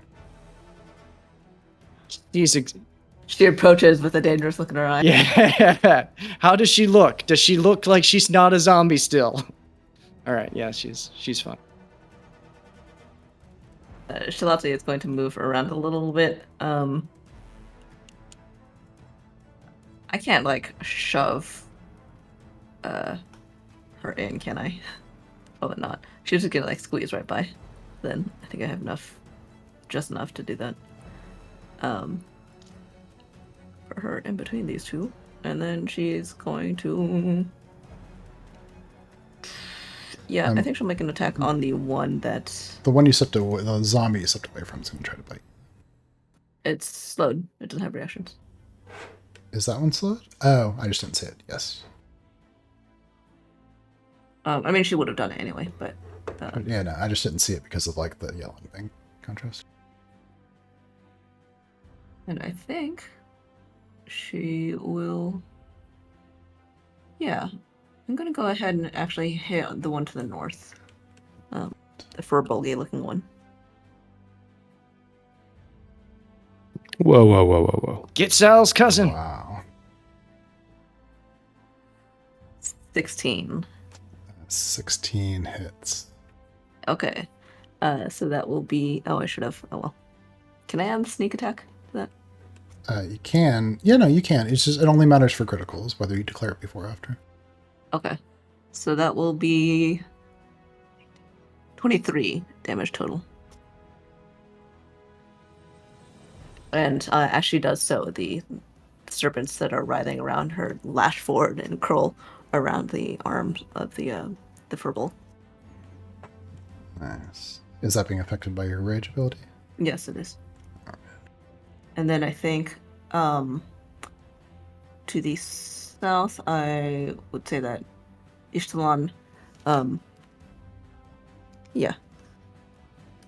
she lashes out at the heel of the builder, and she's going to make her own attack. So that will be 32. Sneak. Can I apply sneak twice? It's two different targets. Once per turn. Yep. Okay, so ignore the sneak. So that's only going to be 2 plus 9 bludgeoning. So 11, 13 damage.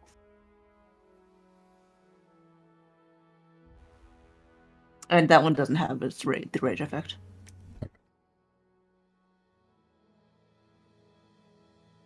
And that will be it for me. All right. All around the edges of their, like one side of their body starting to heat up the flames. Slashes at the glaive, cutting them open. They're still in pretty good shape, but you're hurting them. Okay, at the end of Shalati's turn, the one on the south side is going to use its legendary action to attack Eva.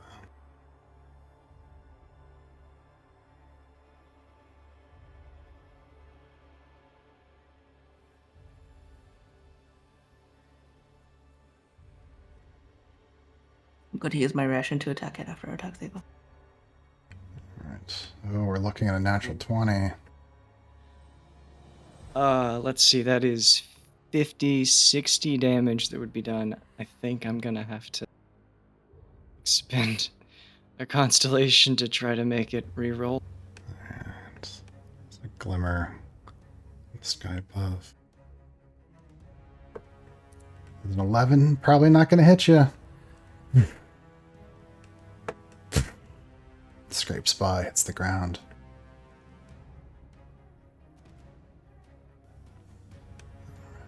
Alright.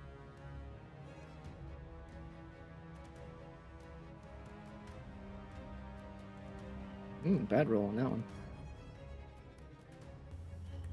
What is that for? What? What is For that, the- that roll for? For the zombie. The one about to start his turn. Top left of the circle. Spirit Guardians. Oh, we hadn't done that yet. I will make my attack on the Bilber.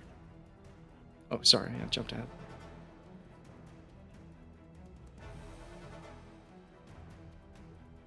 Ignore the sneak attack. If we're going to turn it off. 18 bludgeoning. Or 16 bludgeoning, 2 necrotic, but 18 total. This work. Yeah, another slash. Cuts open. You can see exposed ribs. So that one takes a bunch of damage but survives it. Comes up and attacks it. They have half movement, just in case. Okay. Just barely gets to you. It's not going to hit you. Scraping of claws against your shield, you hit the snap of a fingernail.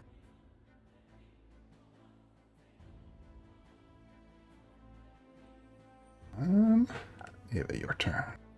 In her turn, she just continues to hold the thing, and she sort of grabs the shield in front of her and changes her stance a little bit, and just goes into full defense, trying to concentrate and hold. Sweat still sort of pouring down from her face a little bit, and her eyes, she is having a hard time keeping open because it's just getting in and burning, but she's trying to keep aware of all the things around her and at the same time holding on to this immense power that she's not used to. Sounds good. Down in the south, that lumberjack. Oh, actually, I'll do one more thing. I apologize. Have the zombie to the far left make a strength saving throw. One Far left strength saving strength. throw.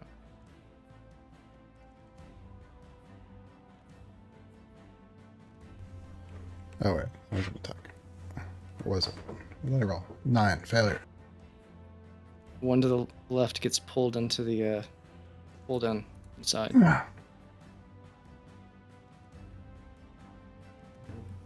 Wisdom saving throw over 22.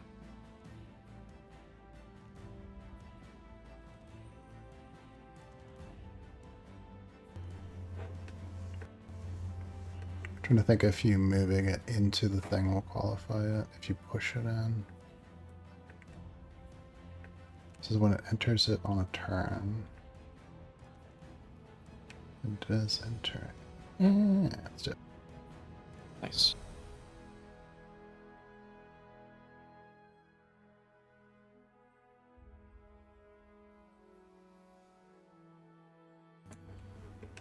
It's gonna fail. Fails. It just gets pulled in and just turns to dust. Just ash goes flying, mixing with the snow and the dust.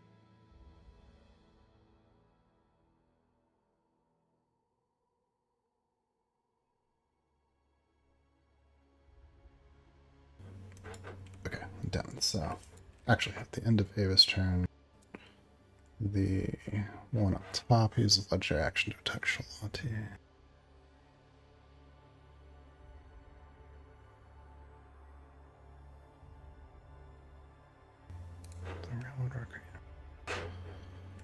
Big sledgehammer lifts up in the air, comes down. It's a 16-inch Shalati. Nope. Yeah. Bend it off. Wait, 16 or 11? Oh, sorry, 11. Oh, the 16 was the safe. Yeah. Okay, yeah. No, 11 will not. Now, finally, down in the south, lumberjack takes a swing at Salinger. Currently looking at a 25. Yep. 41 points of base slashing damage. Sal's bloodied. After that hit. Esmond, you're up. Yeah, seeing everything happening up north, everything looks relatively under control. Esmond's going to turn around, run back 15 feet.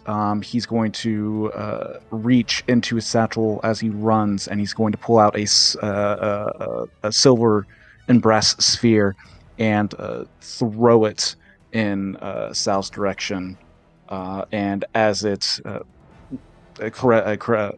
careens through the air, excuse me, as it careens through the air, it's going to open up and turn into 3 shiny, glittering moth machines, automatons, and they are going to fly around Salinger, and I just cast Sanctuary on him.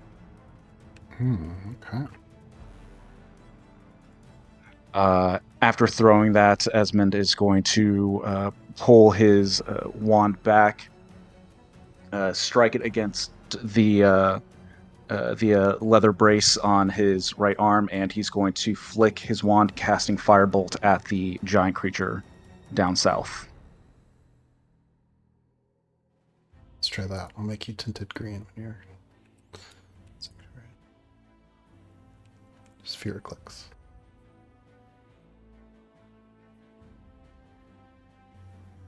So you're firebolting it? Oh my god. Yep, I am. Holy shit. That's Ooh. 19 Damn. plus bloody damage. Holy shit, that's 23 fire damage.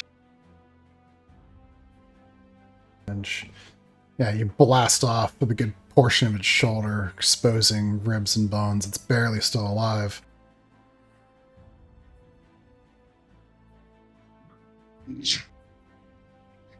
Esmond just whispers to himself, holy shit. I got your back, Sal. That's my turn. Alright. At the end of your turn... Yes, the lumberjack lifts the wood splitter. Wants to attack Salinger with a legendary action, but can't, so it has to attack Poppy, but it's disadvantaged because of the rage. So that checks out. Esmond, that's such a good combo. Yeah, it checks out.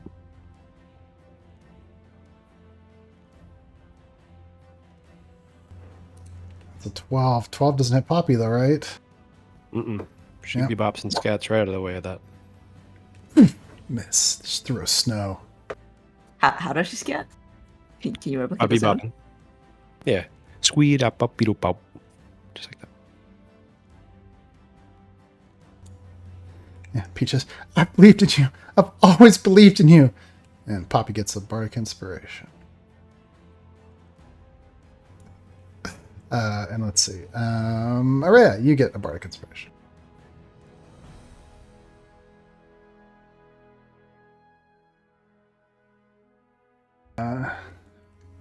Beth, your turn.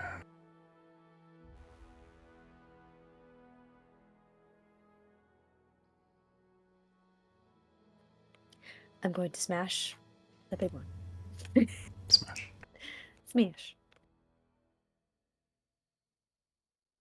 It's a very weird game of Smash or Pass. Natural 20. Nice! Yes. All right. And let's roll some extra damage there. You could just get to double those as well, right? Or, I guess roll it again. Do I? When you get a critical, you double all the dice that were pre-declared. But those were consistent effects. Yes. Awesome. Yes. Okay, Patrick, do some math. No, I'm eating cookies. I can't. 11, 13, 26 plus 4, 34. No, 30.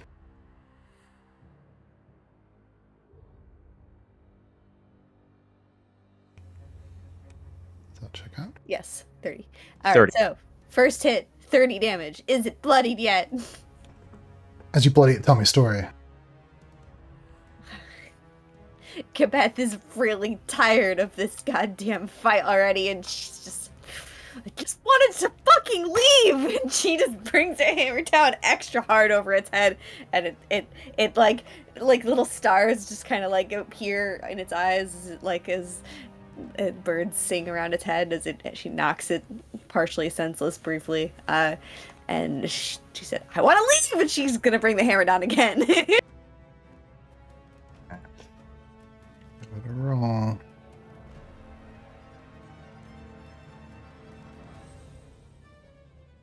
How does Gabeth feel about this whole situation? She hasn't really made it clear to us. How does she really feel? 20 hits. All right, let's add some more damage. That's a 15. 15. So I'll take it. Excellent use of my turn. Does that include bloodied? We already Oh. used bloodied once. No, she just No, bloodied it. it Oh, became you're right. bloodied. I don't know how much is bloodied. 19. Thank you. 19 damage. Nicely done. Think- Ripped open part of it's still alive, but yeah. It's getting worse and worse shape. Beth growls. Looks menacing. That's my turn.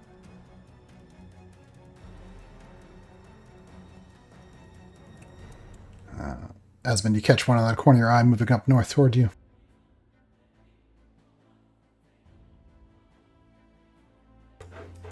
Salinger, your turn.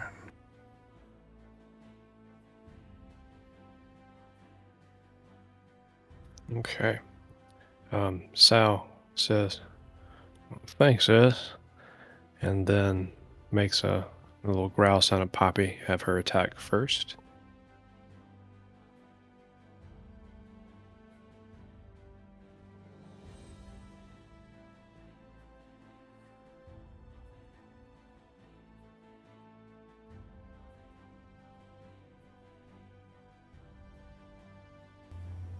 Uh, 14 currently is not going to hit. Poppy got Bardic Inspiration. Poppy did get a Bardic Inspiration. Oh man, D6.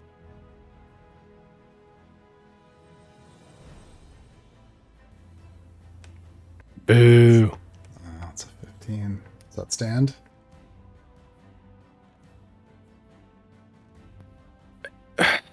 I'll re-roll the 1 since it's more likely to give me something better. So the D6 part. Okay. Oh, There you go. it's 19. 19. That hits. It's little damage. With bloody and resistance, I believe it's 11.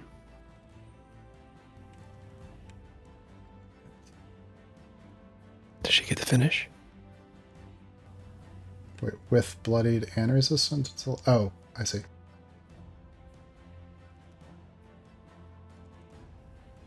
Wait, how's it 11? The bloody's +5, I thought. I think it's +4. Oh. It's half your level. Oh, yeah. That's true. So 10 then? Well, if it's round down from 11, then it goes to 5 plus 4 is 9. 9 damage. Tell me a story, Poppy. Yeah. All right, so after dodging out of the way of the last massive swing of that log, Poppy jumps on top of it, climbing up and riding it as the creature tries to lift it again, slides down, claws through its neck, through its eyes, and it collapses in a heap on the ground, and she keeps jumping up and down and stomping on it, maybe even mimicking the way that Kabeth jumped up and down and stomped on a zombie last session. Mm-hmm. They're And ruined then- in the snow.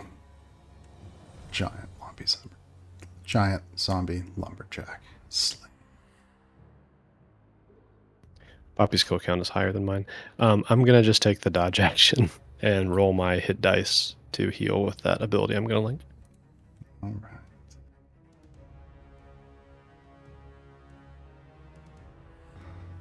The monstrous undead builder begins its turn in the Spirit Guardians.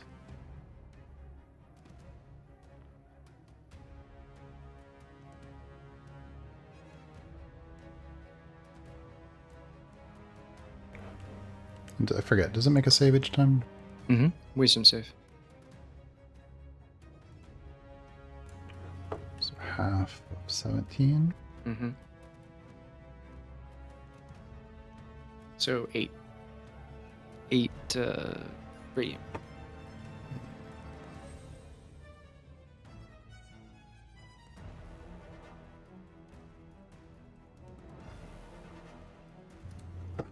Yep.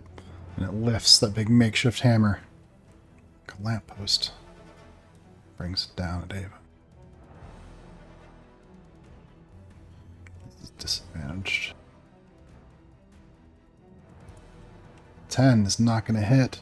Managed to deflect it. Still standing her ground. Right.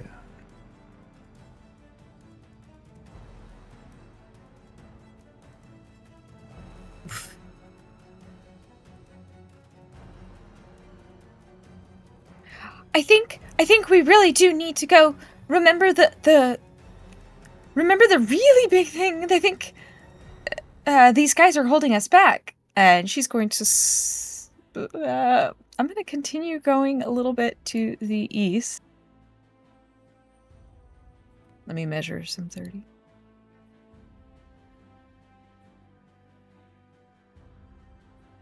And she is going to use a sorcery point to split her guiding bolt and cast it on each of the two biggins. Ooh, nice.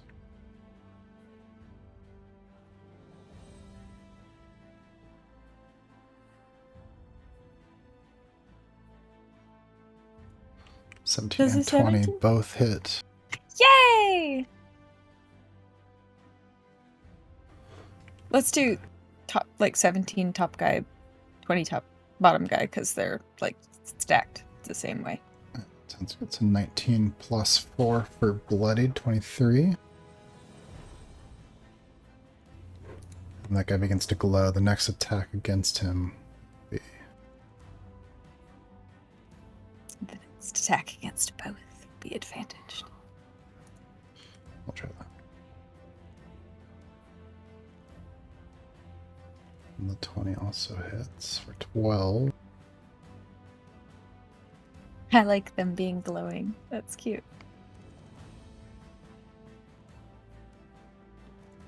Alright.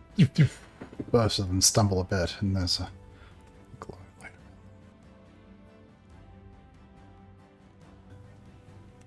Anything else on your turn?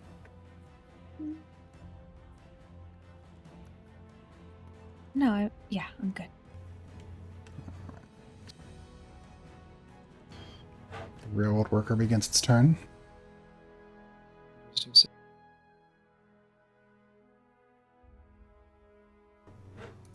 Failure. 30 points of radiant. Ooh. They would tell me a story. Giant creature lifts up begins to start to do it, and as it does, it just sort of like the metal bar falls behind it, and as it sort of like looks back at where its arm used to be, it's just all sort of fading through, and then the heat and everything, all swirling in sort of the same direction, just tears through it until it disintegrates. It adds to the ash, and by now the ground around here is sort of littered with the snow and debris of different ash, a lot of it still clinging a little bit to Ava and the other people inside. Nicely done. As that one hits the ground, the one in the south, also lying dead, only one remains. Maybe you're gonna win.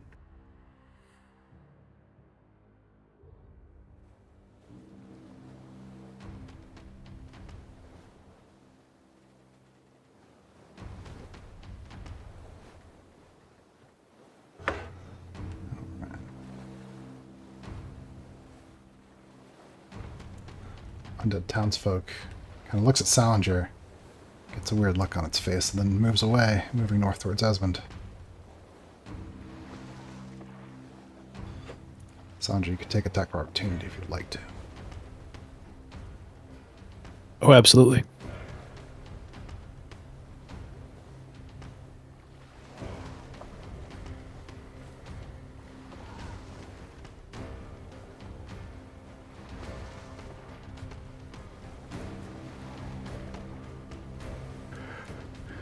Four hits.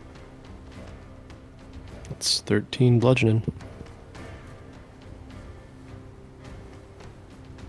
I'm going to have Poppy react to spit some fire. Maybe finish this thing off. Doesn't Poppy's thing use your reaction? We, you're actually one that told me that it uses her own. Interesting. Okay. I have to use my bonus action to give her a command to attack, but she can move, use reactions normally. And she always dodges if I don't give her a command. Okay. I like it.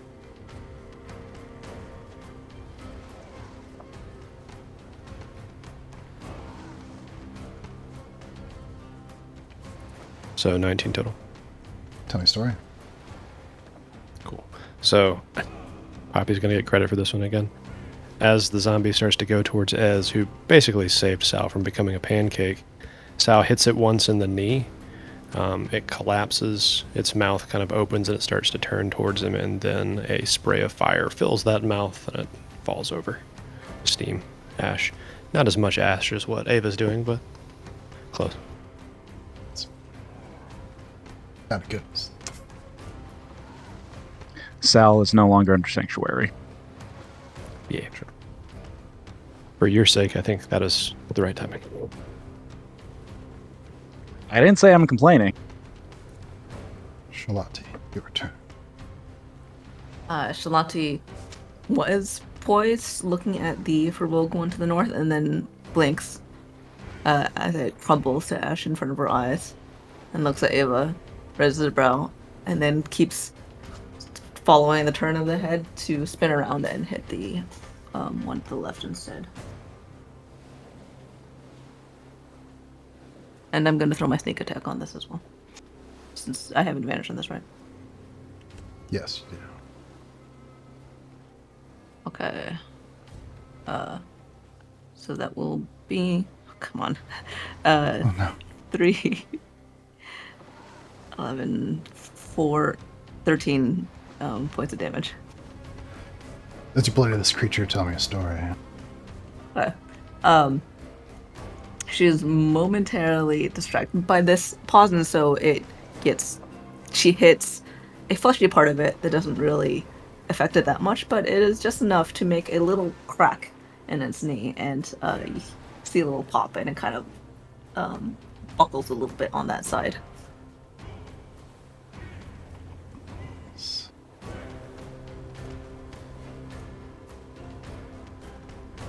Alright, anything else on your turn? Ishtalan will move. Well, actually, no, there's nothing south to the south of it, is there really?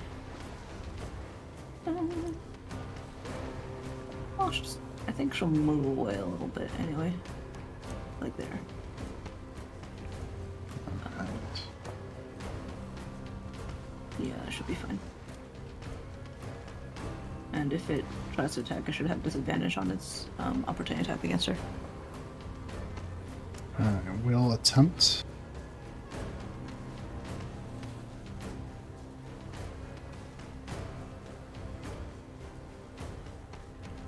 Yeah. Oh, 14. No, no miss. Yes. Alright. That zombie starts its turn. Can't even survive it if it makes it.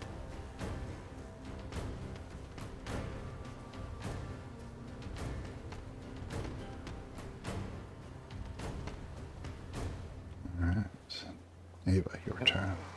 Ava continues doing the same thing. All the enemies are down, so she has all of her focus. She takes just the smallest, the briefest amount of time to just sort of just like brush the hair and the soot out of her face, and she's studying the creature and kind of like changing her position with her shield in front, trying to sort of take steps around and be as defensive as she can.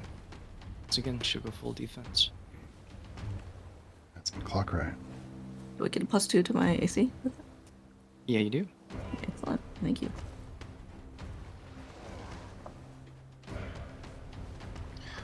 We'll just keep things simple. Esmond, seeing the tide turning a little bit and south is no longer in immediate danger, is going to run to try and collect Typhon's remains, or at least pieces of him to put him back together. As he runs by, he's going to launch a firebolt at this zombie to the right of him on the map as he runs down to collect Typhon.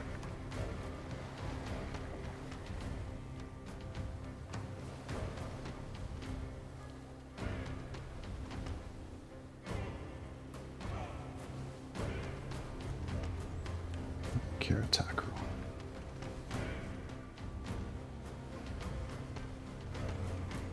Hits. 7 fire damage, and he runs his full movement, and that's my. Right.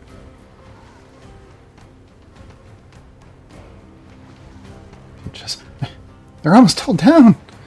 And then Shalati and Kebeth get Bardic Inspirations. Kebeth, it's your turn.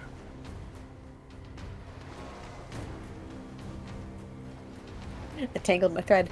Okay, I'm gonna move. Things falling behind me.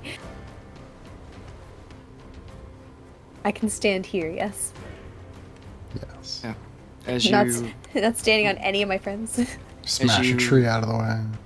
As you run into the effect of this thing, it is as if all of the source of energy that's going around sort of almost cascades around you instead of hitting on you.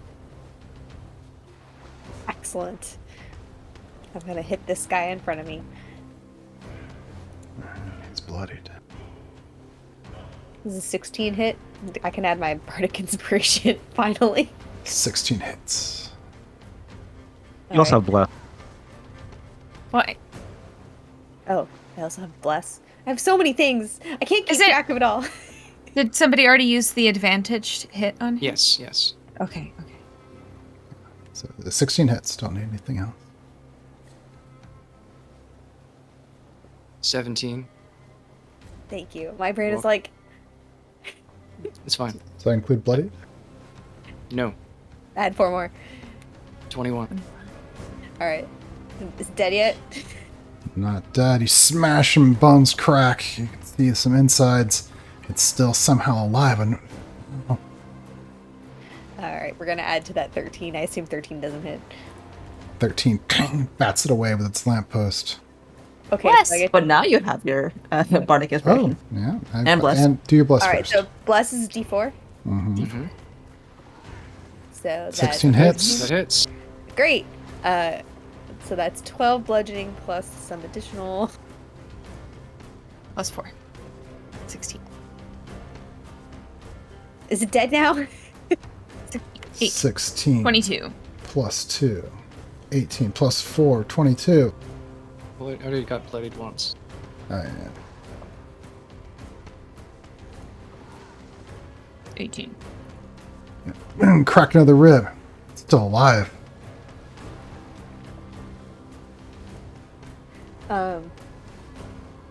It's looking pretty bad though, right? It's looking in bad shape. Bad shape. I think that's all I have left that I can do.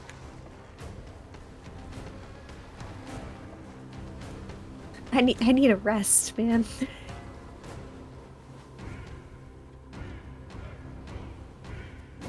Yeah, I guess I'll continue to stand in that spot. Alright.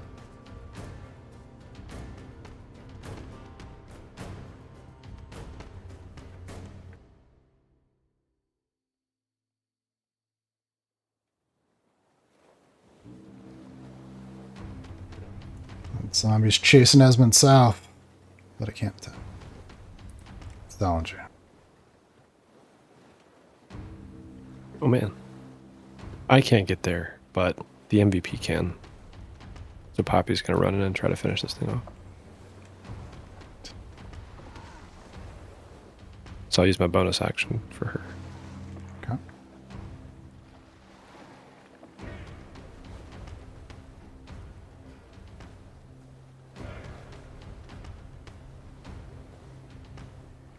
I'm staying out of range so that Ava can't burn her. Rats! Foiled again.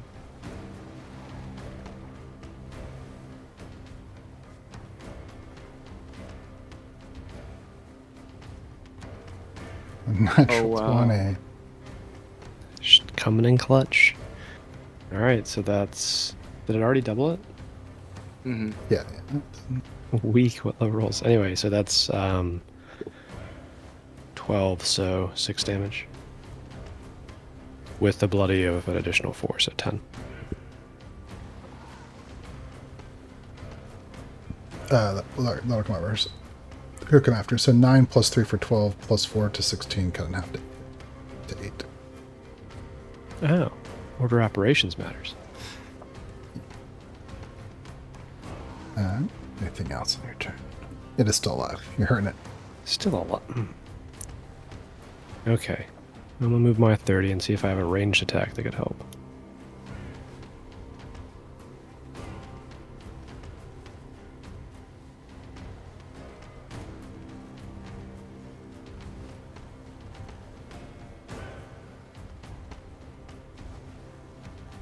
I'll use my reaction to Ava says, I gotta just help Esmond.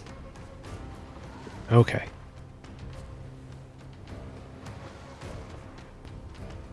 Sal will walk over and wail on the zombie. I honestly forgot that zombie was there. Thank you for using your reaction. You're welcome. Sal's too good for these small potatoes. You're not going to tell any stories about how I squished all these lame little zombies. I got to kill the big bads. All right, I'll reckless it.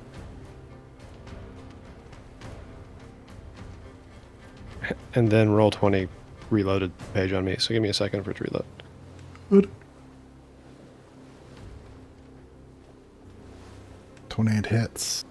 Cool. So 14 bludgeoning. Tell me a story. All right. Sal starts to run towards the big main melee. Here's Ava, turns around, runs back, casually slaps this zombie on the head, and it crumples, falls to the ground, says, "We got more important stuff to do." And then keeps walking the other way. She sulks towards the other zombie. Dejected God from damn it, the main. Alright. This undead monstrous builder begins its turn. Wisdom saving throw.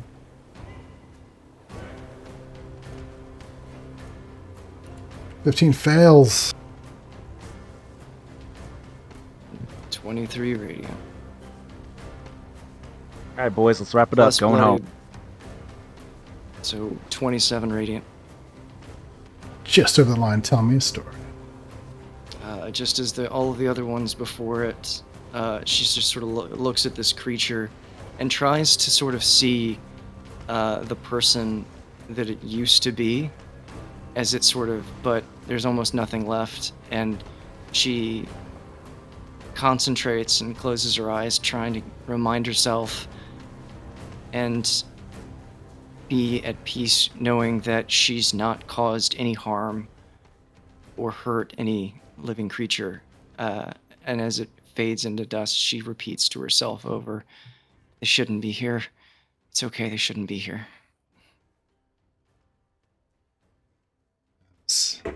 Dust swirls in the wind and the heat. Presumably the flames begin to die down. Looking around, ready for the next attack. There's nothing in the square. All the enemies lie dead. Nothing else is coming. You've cleansed the well. You've freed the Traveler's District from the clutches of the undead. You've won. Ava marches down into the basement where the gelatinous cube is with the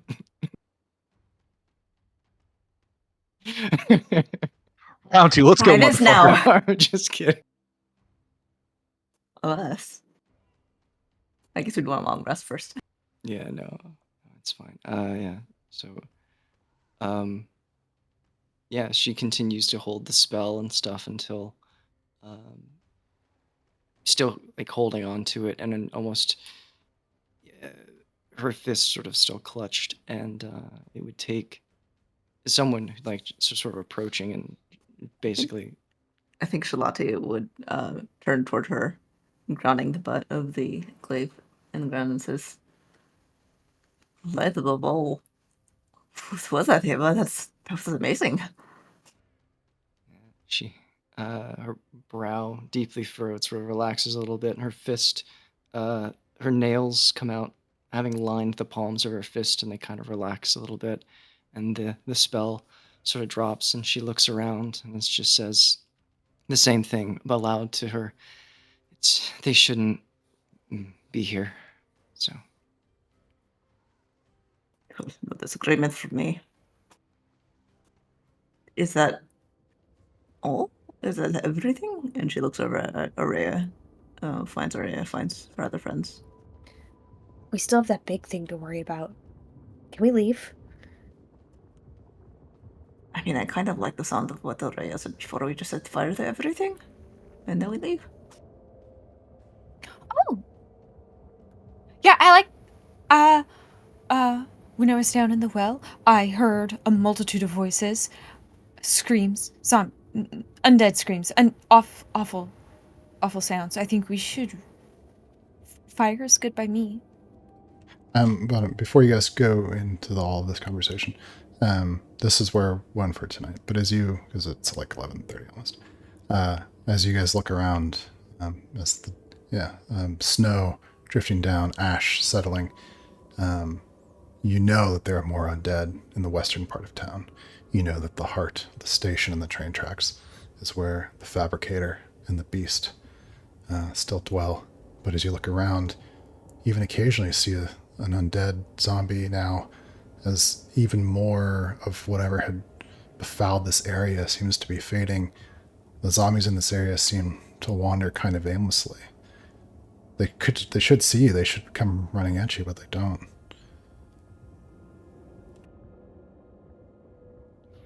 She can't burn it. We, just in case there are more survivors still here. After gathering Typhon, Esmond approaches everyone else, and the silver in his eyes begins to fade away as he approaches. Okay. I have theories, but I don't think the town is fully safe yet, much less we've cleansed all of the water. I think it's just a theory. I think at the very least for now we should move somewhere and find a place to lay low and rest. Just we should get out of here, but also probably remain quiet to avoid any unwanted attention.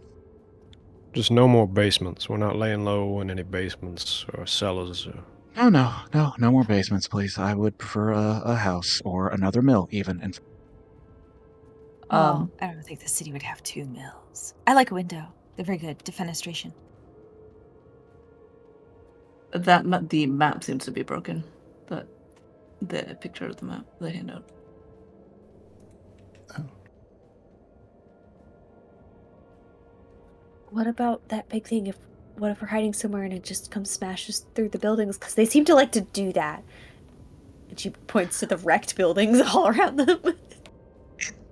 even with all the noise that we just made, it doesn't seem to be approaching us. It seems to be staying mostly around the heart of town. And after Araya, you cleansed the water after you did whatever you did. The undead here don't even seem to be noticing us anymore. It might be we I mean, we can't let our defenses down entirely, but I think we might be okay if we just find a place to rest up and lick our wounds for the evening, for now, at least, and then just take time to heal up and consider what our next course of action should be. Can someone get Casey out of the bonfire he's standing in? But he's so happy there. He really does seem to be enjoying himself. That's his natural habitat. I'll go get him. Everyone, I think we should gather our things though, and try and find a place to lay low and secure ourselves for the evening. If you all agree, I'm gonna go check on Al. And Esmond walks off to go gather him. I certainly agree, but we're not gonna talk about that. And he points at the giant fracture in the earth running through the center of town. Well, I think that the things that we can deal with deserve first consideration. I'm not looking for a solution to it. It's just wow though, right? Like, Oh, yes, very much so. it can't be Our good. our world is falling apart. But as you look north, you can on the northern side of the Travelers District there is a tavern. You can see that it looks like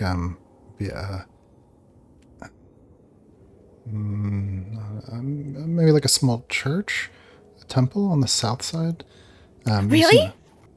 Seems that way. It seems as though Immediately drawn to the temple. It's very small. It's like a little sanctum. And then on the eastern side of the Travelers District, you can see it looks like as though the blacksmith facility is still intact. You can see that although the part of the library was destroyed, there's still much of the library is still intact. We're not sleeping with wrecked books in a wrecked building. It might still be a good idea to find somewhere that's not here at the site of multiple battles and a lot of noise. Well, that's where they would least expect us. I mean, Look, it's already been dealt with here, and now they're probably someplace else. No, wait, that's thinking zombies. Okay. Mm-hmm. I see your point. Esmond returns with a charred and heated up Casey by his side. The temple, I imagine, would be the most secure, Yeah. and it's not terribly Holy far from ground. here, or the library, which I would like to check out if possible, or even the blacksmiths, which, Kibeth, we might be able to take advantage of if we can sneak it. I don't know. It's worth considering, maybe. Anyway, I would vote for the sanctum up that I way. could cast silence around the blacksmith, and you could work for about 10 minutes, yes. If the forge is working, we could keep ourselves warm there as well. Oh, I mean, we could also just huddle for warmth. Iria says, Somebody flip a coin. covered in well watered black Disgusting. Just like slowly shivering. Although not nearly as vile as you might have assumed for someone deep diving into corrupted waters. A faint shimmer of gold, in fact. So you did it? You blocked whatever it was, or you cleared out the water? It was so much. It was a sacrifice left down there, a ritual sacrifice by a necromancer, but there's someone else who's trying to help. It's not just us trying to help. It's not just us. Okay. Tell us the full thing after we find some shelter. Yeah, right. On the map, were there any other locations of possible hideouts or people? The next set of hideouts you would do are like the opposite side of town. Like you're at 2:00 ish right now. It's at like 7:00. It's like on the other side of the train track area? Yeah. Okay. The temple sounds good to me then. Someplace defensible. The sanctum would be more secure than the forge, I think. At least hardier walls. The sanctum does have stone walls. Makes sense to me. Too. Well, you know my vote.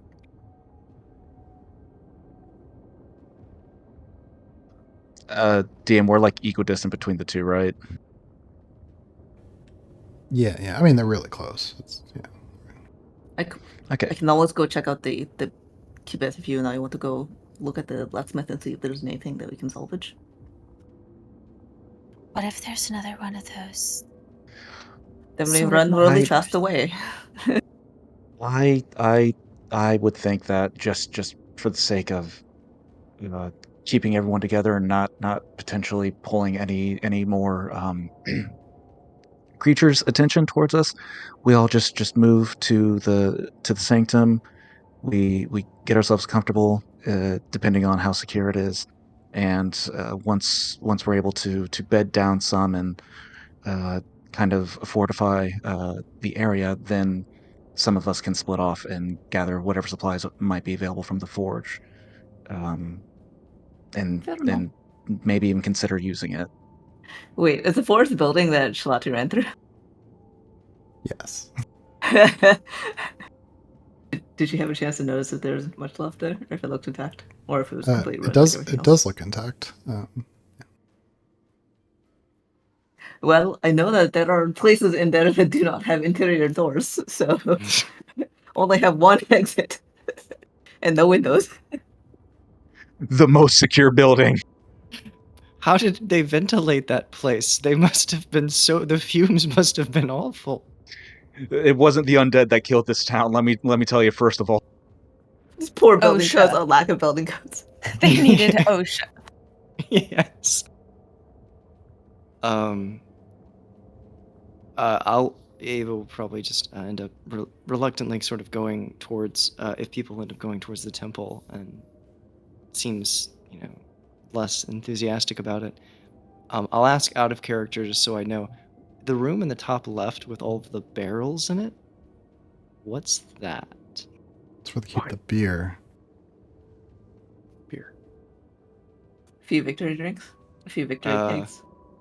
Yeah, I think that Ava's gonna try to convince Sal to bring one. God knows you can convince Casey to do it. True. Yeah, anyway, just for sake of having something to drink, it's fine. Yeah, the temple sounds. Okay. That's fine. As you guys leaving the remains of the undead behind, moving to the secure walls of the small sanctum to at least have a place to Wait, rest. sorry. One last thing. I'm gonna clear out the courtyard first. There aren't gonna be any corpses left. Okay, we'll do a scene of that next time. Later. Okay. Yeah. We'll do that scene we meant to do before. All right. So, victory. Traveler's District is liberated. You've succeeded. As you glance up one last time at a broken sky before heading inside, you know there's still much left to do. That's where we'll end from tonight. Good job. Okay. You guys won. Yeah, I think almost everybody except for Sal was pretty okay. Hey, now. At the end. I got crit Beth got a twice in a little- row. That was a lot. I was no. down to 13. That was made me nervous. I was like, one more hit and I'm out. Yeah, I never went below 50. Beth was the one that got beat up. Oh, But okay. you were tanking More 2 than of them once. plus like 4 zombies, and they were all holding your legs down. That wasn't a fair Yeah. fight. It was like the exact same thing that happened last session too. Literally, like, got grappled, got restrained, got hit down, did something to bring me back up to hit points again, rinse and repeat. And I was like, this is fun. Grabby. Dangerous in large groups. Oof. Uh, Yeah, the fact that you almost went like all the way down under a dog pile of zombies is scary. yeah, I was amazed how much Sal. I guess I just assumed because I saw how much they were hitting for, and I saw you get hit multiple times, and I was just like, so I assumed that I was like, man, Sal has to be like really bad off. I keep forgetting how incredibly durable Sal is. Yeah. My entire build is the way that Casey's playing with the idea of rerolling everything forever. I'm playing with the idea of how much damage can I make a character able to take. and that's what he's doing. So resistance and too many hit points and constitution and self-healing and all kinds of crap. I was surprised you didn't do a bear totem stuff. Although I guess it doesn't really I fit thought super about well bear with it. totem, but when I was thinking about how much damage I can take, I was factoring in how much can I prevent for everybody else around me too, and that's more total with the resistance. Because they're not always going to hit me.